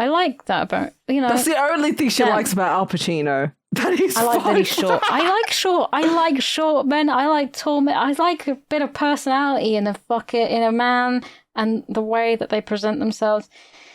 Great. Why is his nickname Sonny, though? Is it? I'm looking at his IMDb. Born April 25th, 1940, Manhattan. Birth name, Alfredo James Pacino, nickname Sonny. He's 1.68 meters tall, 5'6". I love a short king. His dad was Sal Pacino. Stop! Sal Pacino! Sal Pacino. No, it's me, Sal Pacino, and this is my son. Hey! Al Pacino! Yeah, so they get hot and heavy, have a bit of an incident. She might have a gun. She's like, no, it's just for protection, yada, yada, yada. They wake up the next morning. She's got the sex hair and the t-shirt, and she's made coffee, and they're, lovey-dovey, pretty lovey-dovey. And I'm thinking, so he's still asleep, and she's wandering around his apartment, and I'm thinking, is she going to pull something now? Like, yeah, when is it going to happen? Yeah, she calls she calls someone. She says she was with a friend, she's fine, she'll be home when she's home, and she gets dressed and shit. As soon as she starts leaving, he realizes that he left his trophy out on his bedside table. Oh, that he hides under the bed. Yeah. Which I didn't think of being important at that point in time. Yeah, because he doesn't want, he doesn't want her to know that he's a cop, because she could be the killer. Yeah. So, he wants to keep it a secret. I can't remember, what's it for? Like fighting? Like the NYPD? Yeah. I can't remember exactly, but she hold on. It was Small Arms Champion. I don't know what that means, but he's more of a small legs champion, to be honest. Small Arms Champion. That's so perfect. Brilliant. Yeah, so she's made coffee, and I didn't even clock on. I was like, oh, there's the prince, there's the drink, they can. And he's on the phone to his partner. They have a back and forth, and then he grabs her coffee cup and then pours the liquid out into another one, and he starts putting it into an evidence bag and then takes it out. He just stops. Yeah, and it's like, oh, I was like, oh, that's smart. And I'm like, no, he took it out. Do you know how I would have got the prints? I would have got the bag and I would have picked it up like you pick up a dog turd, okay? That way you don't get any of your prints on it. You don't spoil the evidence. Well, he's an idiot. I mean, it's obviously for the story, but he takes it out of the bag and then he starts rubbing his damn prints all over. I'm like, oh, you son of a bitch. You son of a fucking You could have had the answer then and there. And Sherman is like, you didn't get the prints, did you? Yeah. You fucking idiot. And then he takes a shower. She leaves. He takes a shower. I love the shower curtain. It's got alligators on it. It's great, yeah. And then somebody buzzes at his door, and then he goes to... I thought this was really creepy. And I'm like... He goes to check. He goes out into the hallway. The elevator door is on the right, so you can't see there into it, but it's closing, and there's just a red exit sign at the end, and I thought that is quite an ominous shot right there. So somebody's lurking. Somebody is lingering, keeping an eye on him. Is it her? Yep. Do we think she's the killer? I like how Sherman's like, do we need to dust your dick for prints? Yes. Yes, you kind of do, yeah. Yes. So, fantastic. It's really making me angry at this stage. Well, yeah, because I'm thinking, oh, he's pussy whipped. He's pussy whipped. So, yeah, I mean, at this point, we've still got an hour left of the movie-ish. So I'm thinking they're not going to give it away this easy, this quickly. The shower curtain has an alligator playing maracas and another alligator playing a bongo. I like how we're talking about murderers and Biff's so anyway, about those alligators. This shower curtain is fucking great. Oh God. It's fantastic. It is. It's an unexpected choice from the man himself. Yeah. The Pacino. The cappuccino. Cappuccino. So then they have to carry on doing the sting. They have to get as many women as possible. Well, he goes and visits her Right. at the shoe store He because does. She works at a shoe store, and it's like, is it because she's a shooter? Oh, that's a good And one. I was thinking, I want to call everybody that works in a shoe store a shooter. Oh god. What do you do? I'm a shooter. Oh god. What do you mean you're a shooter? Like everybody, like you've got a grocer, right? A green grocer. True. Yeah. An artist. You could say that you're an arter. Arter, like an artery. Mm. I don't know what arter. Anyway, I don't know what You arter. got printer. True. Yeah. So great. He goes to this shoe store, and she's like, she's quite happy to see him. She's like, just have a seat, and she's taking his shoes off him and putting her foot on her fucking thigh for some reason. That's what all shooters do. Oh god. The saucy ones. Ugh. Now this, I like this bit, okay, because these two guys come in, and they're up for causing trouble. They're going to rob the place. No, you know this. No, you do not think so? No, they were just a couple of dickheads. They were just like, "Oi, lady, the shoes from blah blah blah blah blah." I think they were just Wall Street dickheads. No, because he stands up and he gives them the fucking stare. And he says something about afterwards. So they're like, he's a cop, leave it. Because he wants these shoes, and she's like, try in 2 weeks. And I think that they're gonna rob the place, or they're casing it or something. But he's a cop, and he just stands there and gives you the look that my teacher used to give people that were misbehaving, and my grandma used to give. They just stare. I'm pretty sure that they're just Wall Street cunts. You know, they think they're better than everyone. They go in and they just expect the world to fall at their feet. And they can see a guy just staring them down, you know, and they're like, oh yeah, he's a cop and blah blah blah, and I don't think they're gonna rob the place. I'm pretty sure they're Wall Street dudes. He's just standing there looking gormless at them. Well, because they're being rude, right? And they're being like pretty disrespectful. You know, they come in like their fucking shit doesn't stink and being very abrasive and, you know, not very nice to the lady. So he's like, but the whole point was that she finds out that he's a cop. Yeah. And she's very pissed off. He lied. He is in fact not a printer. I can't believe it. Can't believe it either. I can't fucking believe it. He was so convincing as a printer. He doesn't put his shoe back on at any point in time, which upsets me because he leaves without a shoe, but he's just still wearing shoe. The shoes, the one with the leopard print or something. Well, she gives him those. Oh my god! I just remembered the fucking the speech he gives her. I don't remember any speech about this. It's so fucking funny. He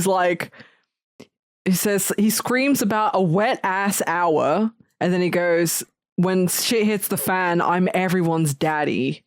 Oh yeah. You said that literally because I've got it playing in front of me. Yeah. You literally said it in the same time as I was saying it. Yeah. I was like, "What the fuck is he talking about?" I'm like, "This is quintessential schizophrenic Al Pacino lines," you know, because mad Al Pacino. He just comes out with these fucking one-liners. Like when he's coming down the stairs near the beginning of the film, and he starts screaming, "Fucking women!" And it's like, what? She's got a great ass. Oh, it's so good. It's so good. You just never know when it's gonna fly off the fucking handle. Very true. Oh god, yeah. So I mean, he's showing off these shoes, and he's showing them off to the guy that his wife is now with, saying like, "I've got this girl. My girl got me them. You know, I've got to wear them." Yeah. Which is I like that. Yeah. You know, he's sort of like being like showy that I've got a girlfriend. I thought he tried to hide it because, you know, the chief was like, "Don't sleep with the girls, don't touch them." you know, but he's just like, yeah, my girl got them for me, and he's Yeah, but he's not saying like that she is a girl from any his partner particular place. knows, doesn't he? Yeah, but he's being like true. quiet. Yeah, He's he's keeping that part hush hush. So they go on some more dates, right? Yep. And there's a bit in this next bit. So he's playing the waiter this time. He's playing the waiter. And the lady that he's with says, "You have really tight skin." To John Goodman, and he says, "It's because I'm fat." Because that pushes everything out, you know? Yeah. And he looks at the camera in a way that looks like he ad-libbed that and he was double-checking with the camera guy and the directors. Is it all right that I said that? Oh. I don't think... I think that he wasn't meant to say that. I do like when you catch moments like that where you can tell that like a line's been improvised. And then you kind of can see the look on the actor's face, and it looks... He was waiting for someone to laugh and say, cut. Oh, he does! He does! He looks straight into the camera lens! What the fuck? That is this funny. is what... I don't know for certain, obviously. Well, he looks directly into the camera, like just for a split second. It's like... I think that he ad-libbed that. I think he improvised it, and he was just... Because he's a funny fucking guy. I don't think they write that into his script. Yeah, he is pretty funny. It is. If I was an actor, I'd be constantly looking into the lens by accident. Like, not even intentionally. I'd just be like, oh shit, I've made eye contact with the camera. Rip. You'd be breaking the fourth wall constantly. I would be. I would not be very good. Let's just there would be no walls left for G. So they're continuing on this thing where they're getting prints. Is this the bit where is it a bit later that he gets on the phone to her, and then he goes to a fucking deli or his little like bodega? He goes to like a market, like bodega. That's exactly what it is. Yeah. And she turns up all sexy in a black coat. I don't think she's wearing anything under that coat. Exactly what I write. Oh, I don't think she's wearing anything underneath that. That's hot. I can't fucking believe that. I wrote the same thing. They have this awful fucking encounter in this bodega. Well, he's looking at tins. Ketchup. Or whatever it is. Yeah, he's looking at ketchup on tins of soup, and she's just walking all sexy. And then they do this thing, and he's touching her leg while they're near the produce section, and I thought, like, he thought he really made it with her, but he had his fingers in wet lettuce. Oh, God. I was about to take a sip of my tea, but I was like, she's about to say something that's gonna... Hold on, let me just say something gross. Let me say something disgusting for a minute here, hold on. Shit. He is touching her leg, and the lettuce is behind her. He thought it was just wet lettuce. I'm fucking wheezing. For any listeners who haven't actually made it with a girl yet, that's exactly what vagina feels like. Yeah, wet. It's very much like the warm apple pie. Stop! Of American Pie, and except it's the wet lettuce in an all-night bodega. I fucking cannot. Oh my God. So that's great. They have sex. Horrible. Well, they don't show the sex scene afterwards. Thank the Lord. Thank fucking God. Yeah, we don't need another one of those. But you can see that he's laying there and he's looking at her and he's thinking, she's great. Yeah, he's pussy whipped. Oh, yeah. I mean, I would be too, to be honest. She's pretty hot. She is pretty fucking hot. And he gets out of bed and he starts looking around. I mean, I don't think he intentionally was trying to go through her stuff, but he spots like the record. Well, he spots 3 boxes where it's it's got Q to Z, and it's got look at his horrible pants, by the way. When you his are underwear. in the scene, his underwear. Right, yeah. He's got the thinnest tighty whities. Yeah, he does. I was like, okay, thanks. You can see. You can see his ass. Yeah. You can see the stains on the inside of his pants. You can there. actually see his ass. That's horrendous. I know, right? Yeah. She's got a daughter, so there's like some children's, like some cute stuff. Yeah, like there's like painting and stuff. So it's like, okay, so she's probably not lying about the fact that she has a kid. Yeah. And then I was like, I was thinking about what's going on, but he's going through the records. He finds the records, and he's thinking it over. He's like, could she be the killer? Yeah, and he finds. Well, she's walking up. She's creeping up behind him. The music's getting really like intense, and he's like, "Yeah," and I'm thinking, oh shit!" And then he's like sifting through the records in his hand, and then he reveals "Sea of Love." You know, and she makes him jump. Yeah, and he's trying to obviously like play it down that he's found this record, and he was like interested in this particular record. Yeah. She doesn't give anything away at this stage. No, she's like, I haven't looked through there in a long time. Like, I have a ton of like old records. You know, they're probably worth something as well. He's like, I wish I hang on to them. And it's like, I thought that she was definitely gonna fucking give something away. Anyway, that's what I thought. He pulls her social security card out of her purse. Yeah. What? I'm thinking this is like, I'm pissed off. Like, I know that he's a cop and he's trying his best, but it's like, it's dodgy as fucking shit. Well, because he's meant to be doing a job and he's not doing it. The only thing he's doing is her. And at every turn to get evidence, because she is a suspect, right? A potential suspect. You know, you're looking for the woman or the person who's responsible for killing all these mattress humping dudes. And I think, because she says, I want to show you something, and she opens the door to her daughter's room, and you see her daughter sleeping. Oh god, this part made me want to fucking bleach my eyes because it was so awkward. Right? Yeah. I was thinking she's manipulating him. I was thinking that she maybe faked the daughter for manipulation. Yeah. Well, he's like, oh, she's beautiful. And then she gets pissy. She's like, you didn't even look at her. And I'm like, oh, fucking eh? Jeez Louise, chill out. I'm having a theory. Go on. At this point in the film. That she has a husband who gets off on cuckolding. Okay. Right? And then he likes to kill the guy that she sleeps with. Interesting. And then she gets off on her husband killing guys. Gotcha. My brain didn't go there, weirdly. Although that is that's a good theory. That is a really good theory. Because he says, she said, oh, I wonder if you'd make a good father. And he says, well, she has a father, right? And she's like, she's looking.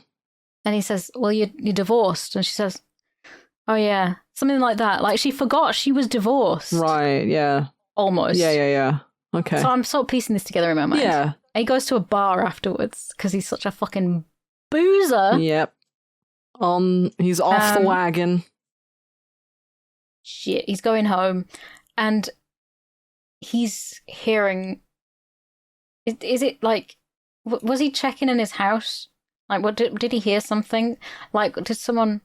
He pulls up, comes up the elevator, and it's the same, like, hallway scene, and I think he saw someone maybe leaving his floor, and he pulls out a gun to see, like...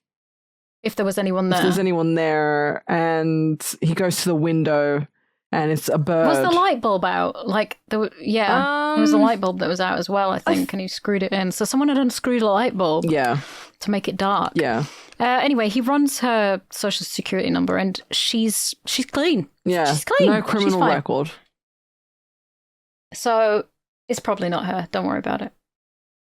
So is it at this point where he's being the waiter in this. They're doing the sting still. Yeah. He suits being a waiter, a bit more than a cop. I'm going to say it. Yeah. I agree. Yeah, he's pretty good as a waiter. John Goodman's doing the dates again now. And he's on a date with Gina. The lady with the one with the balloons tied to her wrists. Yeah, she says, I recognize you. Yeah. I think they tell her, right? Like, yeah, they tell her immediately. She says, I recognize you. You're a cop. Yeah. And John Goodman, not wanting to give it away, says, you're a cop? to him. Yeah. Well, that was also like a red... I feel like it was a little bit of a red herring, like showing her there again. You know, like, why is she out on another date? She's still dating. Yeah, could it be her? You know, so it kind of puts another person into the mix again. Absolutely. And he gives Sherman his keys to his apartment. Because he says he's too drunk to go home because he's been drinking all night at Sherman. Yeah. He's having to go on all these fucking dates with all these women. And he's like, I'm too fucking pissed. If I get on the freeway, I'm dead. So he says, have my keys. Go back home. I'm going out with this girl anyway. Yeah. And he takes her to the fanciest fucking restaurant. It's amazing. Yeah, it's quite lavish, isn't it? Yeah, there's a violinist there. And you can tell that he's feeling really nervous. He's drinking a lot. She's like, you need to slow down a bit.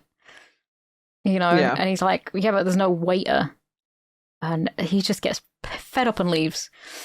Yeah, leaves the money for like their drinks or whatever, and then it's just like, oh, let's just get the fuck out of here.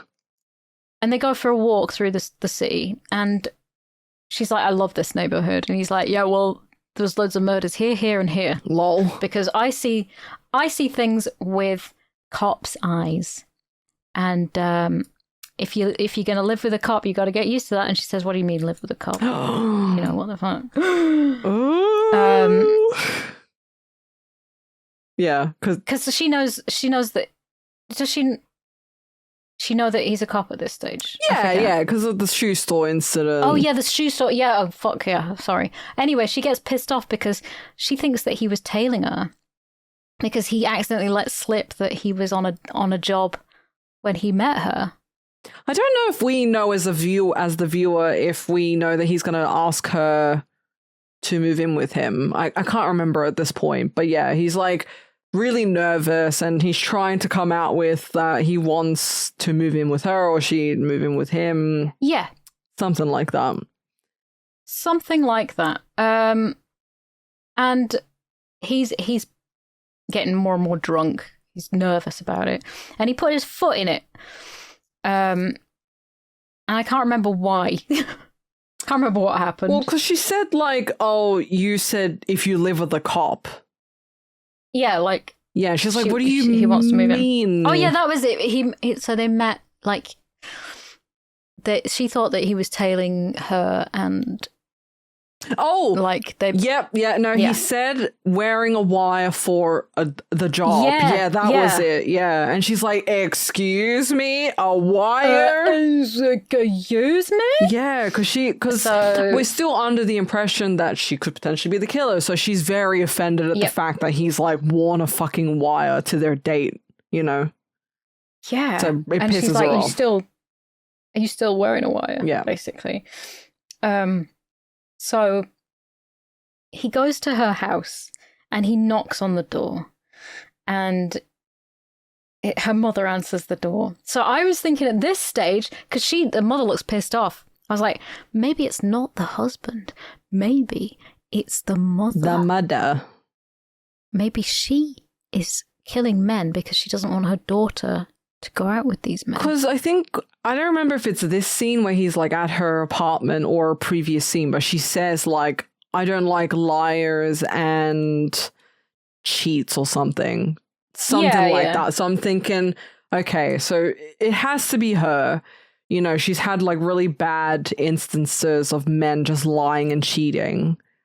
Yeah. So when she says it to him, she looked real stern about it. Not that it's like unreasonable, you know, to expect a man to like not lie and cheat. However, you know, we're thinking, is she the murderer?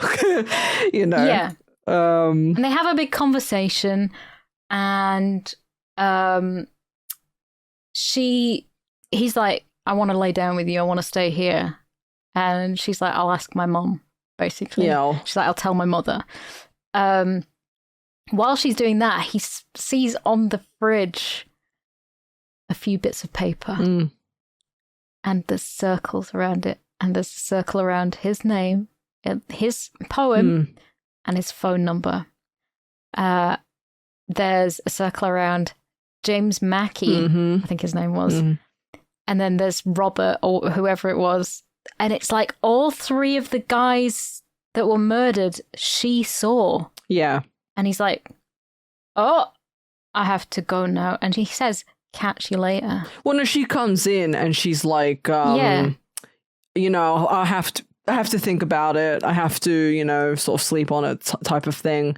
And, you know, he comes in very insistent to then like... And then he just leaves. Yeah, he's like, oh, I'll catch you later. You know, like, okay, this is my way out of this situation. You know, because But he says catch you later again. Like in the first bit. What do you mean? As in, like he said catch you later to the man that he sent away. As in, I'm going to catch you later, you criminal. Oh, interesting. Okay. Good kick. It's his little tell. Yeah, all right. Yeah, I'm with you. Nice spot. So, I forget which bit it was. It was when he met her. I wanted to mention this. When he met her, she was like, "You didn't write that poem," and he's like, "No." So he comes clean about that. Yeah. Like he says that his mother did it. Yeah. So he's leaving her apartment and she's looking down at through the window, very fucking eerily and creepy. Very creepy. I'm like, oh god, fucking. I'm thinking, ooh, okay. Yeah. So he goes back to his apartment, and there's the key, the lock on the door. What's it called? Yeah, the chain, the latch, the chain, and he says, "Oh, I forgot you were here." And it turns out Sherman wasn't alone. Naughty boy. He'd brought Gina back. He'd brought Gina back and he's like, I've never done this before. I'm really, and he's like, do you want me to go get her? Do you want to go get her? And he's like, no. Well, because he's meant to be a family man, you know, and and he's there at fucking Frank's apartment with Gina, and he's like, oh my god, bro. But then he leaves. All right, I like the bit where Frank tries to shut the door, and then he tries to shut the door. The door doesn't fucking close. This bit is the most ominous bit of the film. Okay.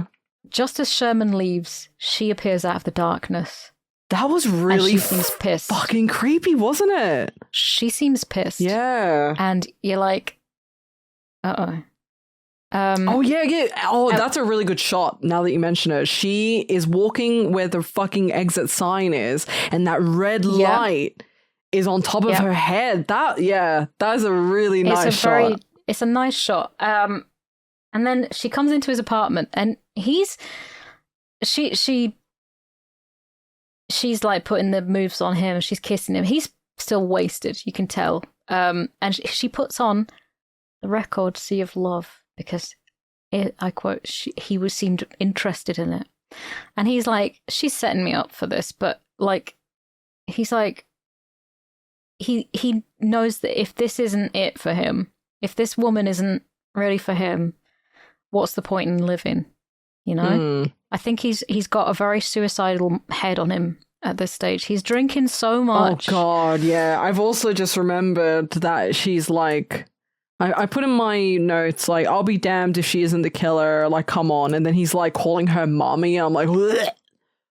Oh, yeah, he's like, where is it, mummy? Give it to me. Because they're dancing. Yeah. And I think he's trying to figure out what to do. And she's being very sensual for someone that looks like was pretty pissed off earlier. Well, yeah, because I think she walks in, she's like, are you trying to brush me off? What was that? Or something.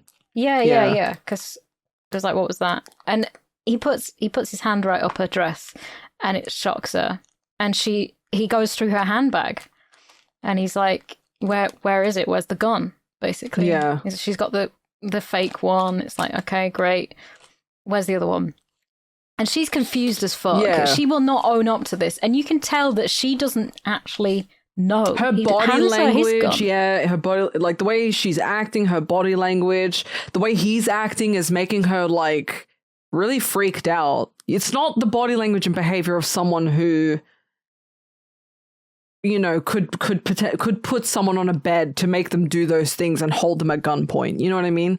Yeah, there's not an ounce of anger in her expressions. Yeah, she's confused and she's like scared, really. She's scared. He has a picture of the dogs playing poker on the wall.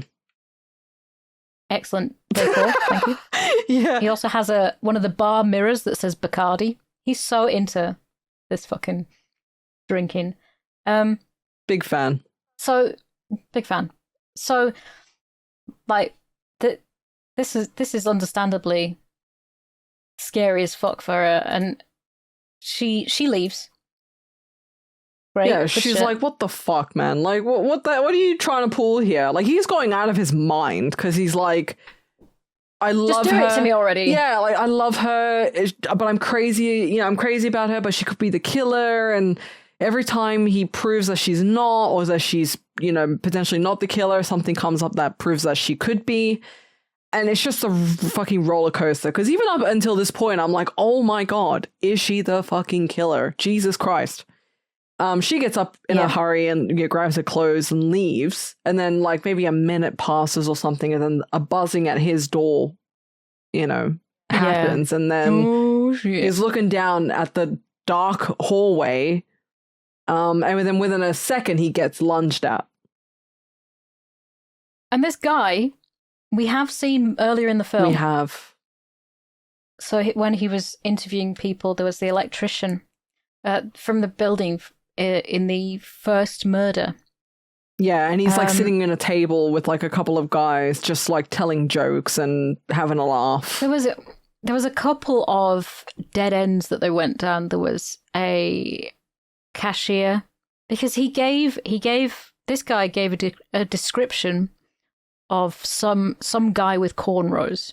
He did, yeah, that's right. To send him on a wild goose chase. That's right. To throw him off.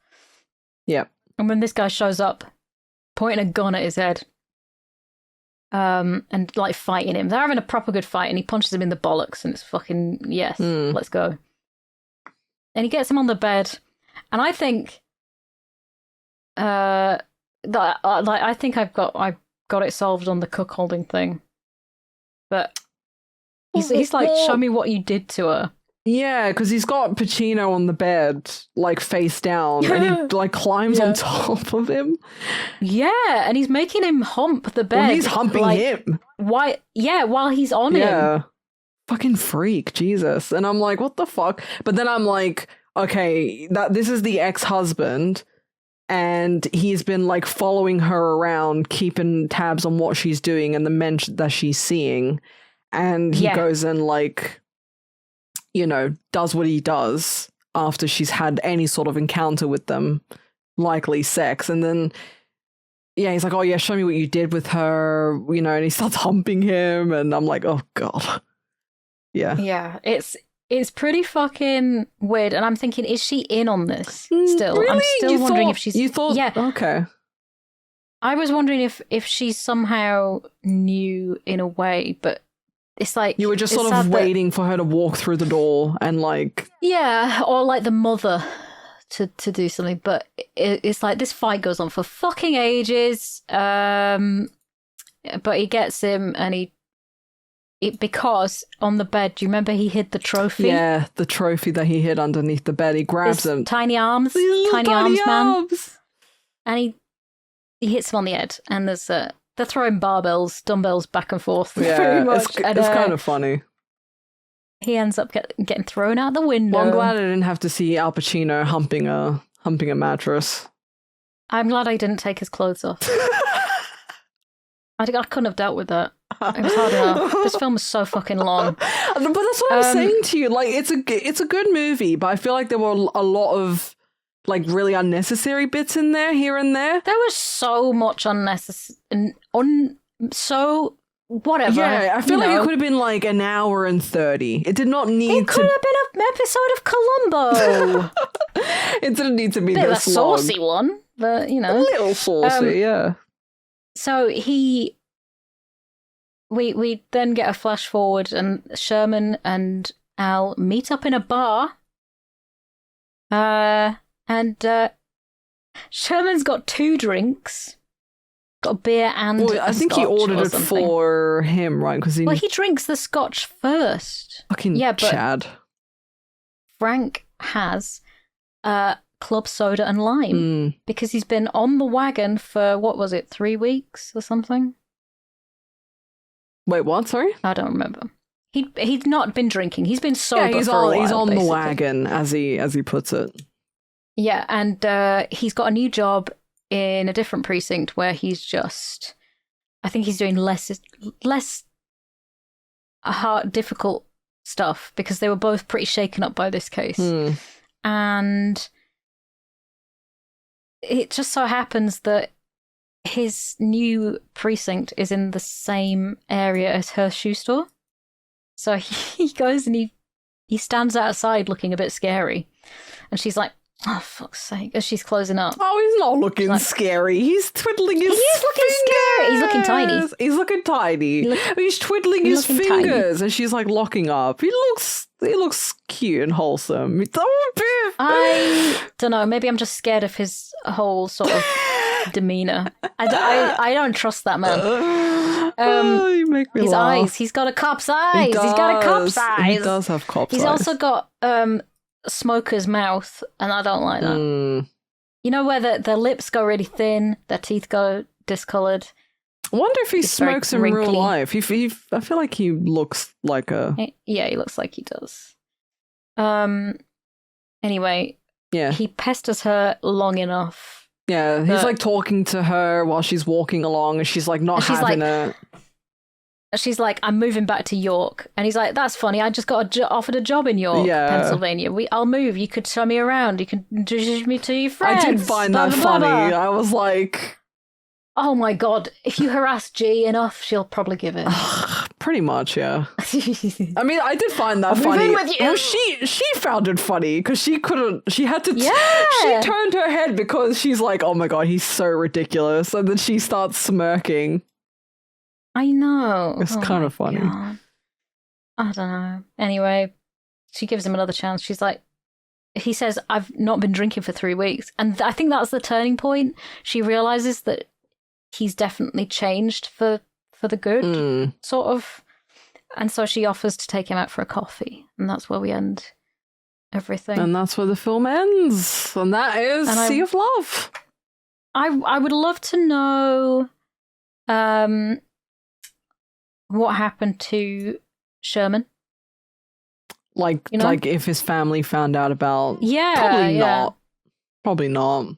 He never. I don't think they mentioned anything about that incident. Like, No. But yeah, that's Sea of Love. that is Sea of Love. Right. Let's give. One of the longest films. I found it long, but I didn't find it like tiring like I do with some other films. I guess like it was okay, but It kept you gripped. it did. Yeah, I think the mystery definitely helped. I think if it wasn't Yeah. for the mystery, I'd be like, like, oh my God, bro. I think it really, really dragged a lot of the time. It didn't need There to was be as unnecessary. long. Yeah. I think that the sort of like the sex scenes could have been cut down. The fight scene could have been cut down. Yeah.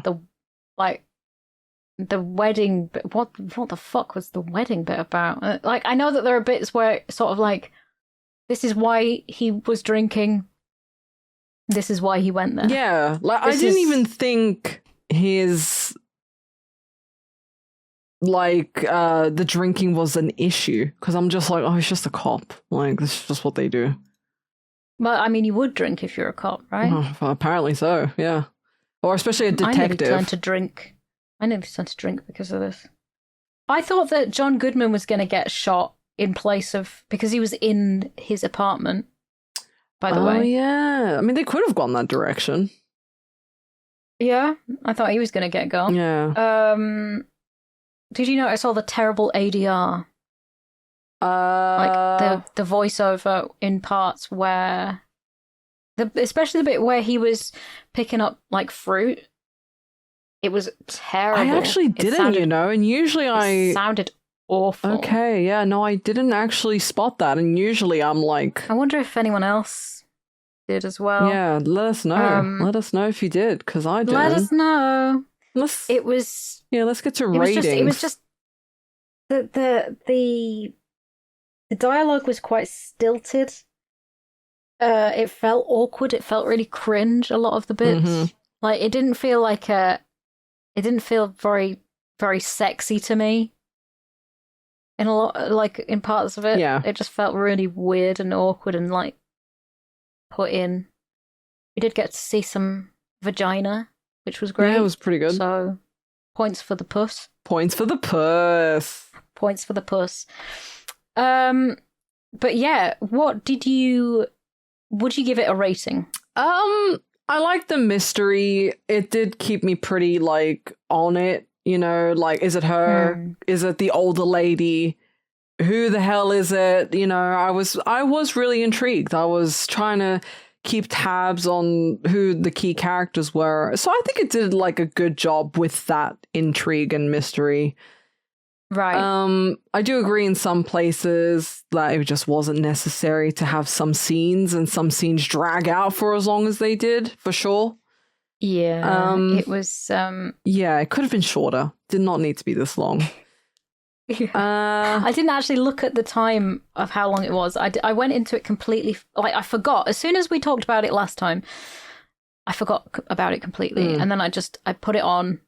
I was like, I don't know anything. I was like, oh yeah, it's this one. Yeah, it might be all right. No, usually when I boot up a movie for YOMP, I'm like, because it goes into my like consideration of the rating, right? Like, so if I see if a movie's like 2 hours, I'm like 2 hours is like a long time, and you like if you are making a 2 hour plus movie, it better be like every minute of that better be fucking important, because it doesn't need to be that long.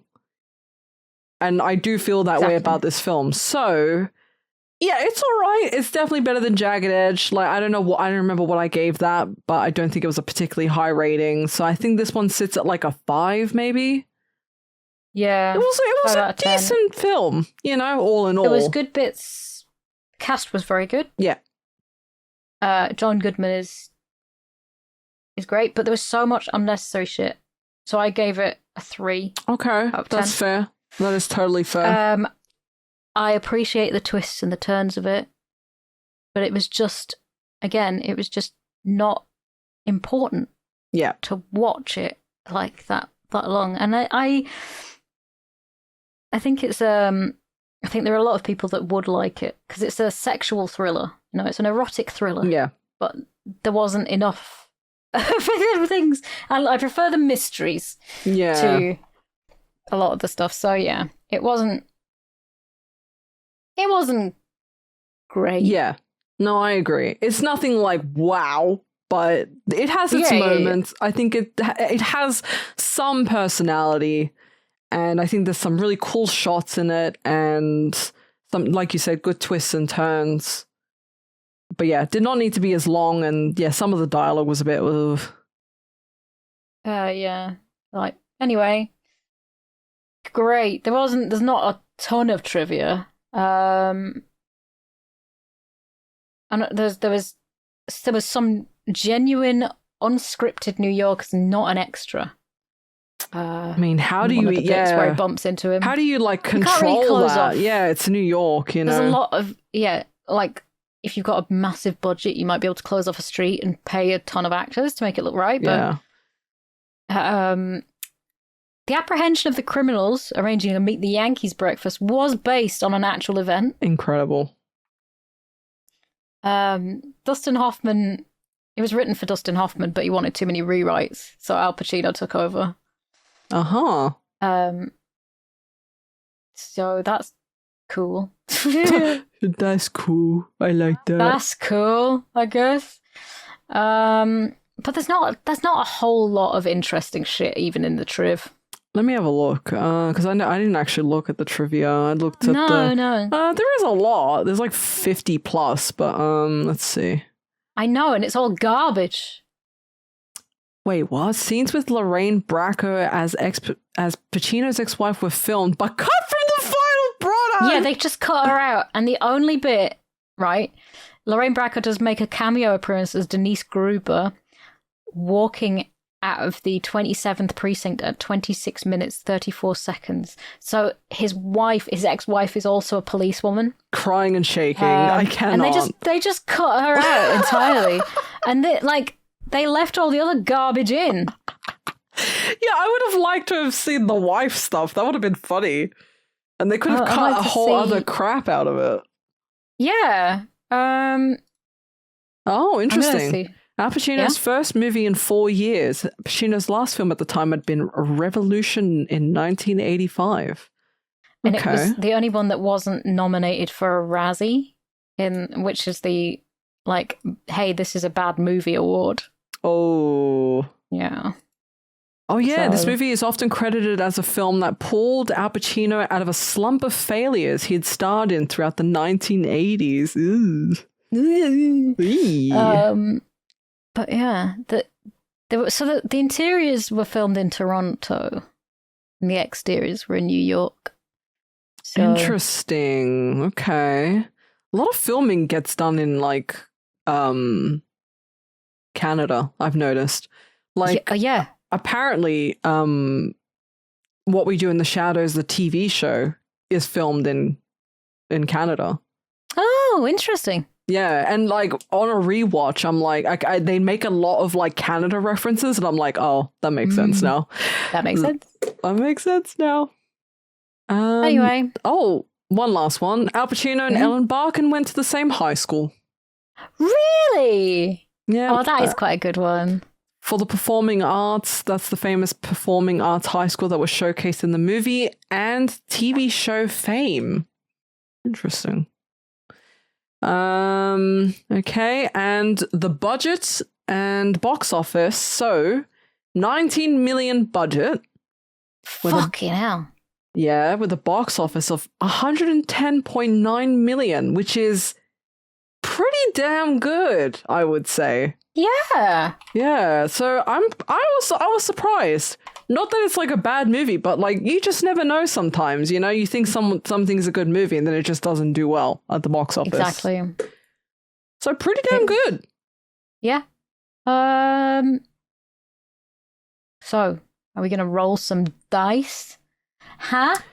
You ready? I've got some things on my list. Oh, you do? I do. Oh, actually, sorry. One last bit of trivia that you will like, because I made... Go on. Wait, did we watch Ocean's 12 or Ocean's 13? I think it was 12, right? Oh, God fucking knows. Well, anyway, Al Pacino and Ellen Barkin co-star in Ocean's 13. That's kind of funny. That's kind of funny. I like that. I like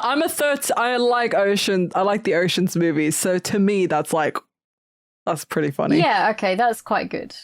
So we're gonna roll some dice because I've got things on my list. Show me the list. I'm gonna show you the list, and I'm adding something to the list. So presently, I have Labyrinth, Dreamscape, Wild at Heart, Total Recall, Cemetery Man, and I'm adding one that I genuinely think you'll like. Okay. And I think you've probably seen it before. I think a lot of people will have seen it. Under the Silver Lake. Oh, this rings a bell. You and Simon, I think, have spoken about this, it's got Andrew Garfield in it, and it's also incredibly long. So it's me getting my own two things that I just love. Incredibly long movies with Andrew She Garfield. fucking loves it. It's 2 hours, 19 minutes. Hold the front door. Yeah, so I follow... Wait, what? Say that again? 2 hours, 19 minutes. Oh my God. So I follow a Instagram account for film, and I think one of them reviews, they'll say, oh, I've watched this movie and it was blah, blah, blah. And that's where I've seen this name recently. I see. I remember seeing a screenshot of like Andrew Garfield, and I remember the title, and I didn't really read the review fully, but he said like, oh, it's a good movie, but it kind of is one of those movies that need a rewatch, but I won't be rewatching it anytime soon, sort of thing. So watch this film probably about once a year. Really? Yeah. Oh, it's an A24. Yeah. I find it fascinating. Okay. I just think it's a fun one, you know. Okay. It's interesting, and it will draw you in. So I like Andrew Garfield, so you were right on that. So yeah. I'm very interested in this. There's a mystery involved. Oh, I fucking love a mystery. And he has to follow clues. So it's a very G movie. I'm doing this out of the kindness of my heart, much like I did stuff on My Mum Will Shoot. Benevolent. You know? I thank you so much. Thank you. You're so welcome. So that's added to the list. And I will say this: it's a long film. You don't have to watch it all in one go. I don't. Yeah, I mean, typically this is for the listeners too. You know. Yeah, I want you to know that there's no fucking shame in breaking up. Watching Heat while you're doing your laundry. Whoa! Not Heat. Although like I did. I did 2 loads of laundry while watching Heat. I will say that the older I get, because I remember like when I was working in an office, one of my colleagues who was like in his 40s or 50s or something, he was like, oh yeah, watch this, but like sometimes I have to like, I'll pause it and then I'll come back to it another night. And I'm thinking, the fuck kind of amateur hour is this? You pause a movie and you come back to it. I'm an amateur. No, I know exactly what he means now, because I'm like, I don't have the fucking attention span and the time to watch like 2.5-hour movies or 3-hour movies in one go, you know, sometimes. I do not have the mental capacity to pay attention for that long sometimes. So I'm saying it right now. There is absolutely no fucking shame in breaking that up. I'm not going to say you need to sit down and you need to pay attention and watch this. But I think that this film is worth at least watching, even if it is broken into pieces. Yeah. Okay, I think it's a very G-star game. I think it's an interesting one to talk about. Listen, A24 can sometimes do interesting movies. Right. You know, so it's entirely possible that this will be a decent film. And like I said, I like Andrew Garfield, and yeah, I like a mystery, so I'm here for it. I'm here. Brilliant. I'm gonna find us some dice. Here we go. I'm gonna show you the dice. Let's go. So as always, we're taking turns this time around for our lists. Yeah. So we're just rolling on my list. Yeah. So if you're like Brenda is here for the. Oh, thank you for joining us, Blen. Finally, baby. Yeah. Finally. So now we're doing you know, usually we just roll the dice and it would land on a number from anyone's list. So, you know, mine, Simon, or Sophie's. So now we're doing it turn by turn, which I think is more fair. And we've still got the dice element in there. So, you know. When Simon returns, we will return to the original format probably. But at the moment, it's working out nicely. I like this. It feels more fair because honestly. Oh, did you hear that? Was that Blen? That was Bren. Oh my. You mad at me because I've got my headphones plugged in? Let me unplug them. Oh, what a baby! What a baby! Oh, thank you, Blen. There, we've got more than 80% battery left, Bren. That means they're fully charged. You can sit down while we roll this dice.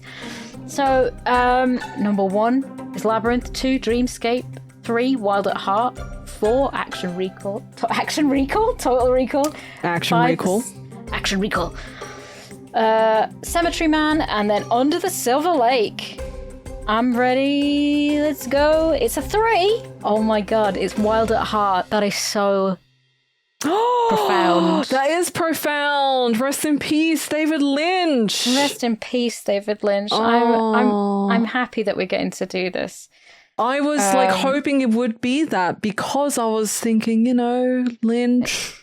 passed away recently, so that's... He did. 79, I think, wasn't he? He was. He had a lot of health problems, sadly, so... And I appreciate him for his weirdness. And I was also thinking about all the other David Lynch films that I can eventually add to the list. Yes, please. Please do. I fucking love Lynch. He's a goddamn genius. It's a weird thing, but yeah. So we'll watch Wild at Heart, and then we can come back in a couple of weeks. We can have a little chat about it. I am very, very much looking forward to this. So thank you so much for joining us once again on YOMP. We do have a Patreon where we're not very active at the moment. No, we're trying to... We're building back up. We are. We were on a hiatus for a bit, but we're slowly building the pieces back up again. And we very much thank those who have, subscribed to the Patreon. It means a lot that people listen and they, want to support us enough that they support us on the Patreon as well. So thank you very much for that, honestly. We really appreciate it. So we'll hear you next time, because we don't see you. Oh, we don't really hear the audience. They'll hear us. I'll hear you too. That's true. Goodbye. Sayonara. Sayonara. Bye-bye. Hey everybody, it's G here. A special shout out to our Patreon supporters at the highest tier, our Giga Yompers. Thank you very much to Enki, Luck, I'm a Robot, Scott5877, and Lawrence Thibodeau. Appreciate you guys very much. We hope you enjoyed this episode, and we will catch you next time.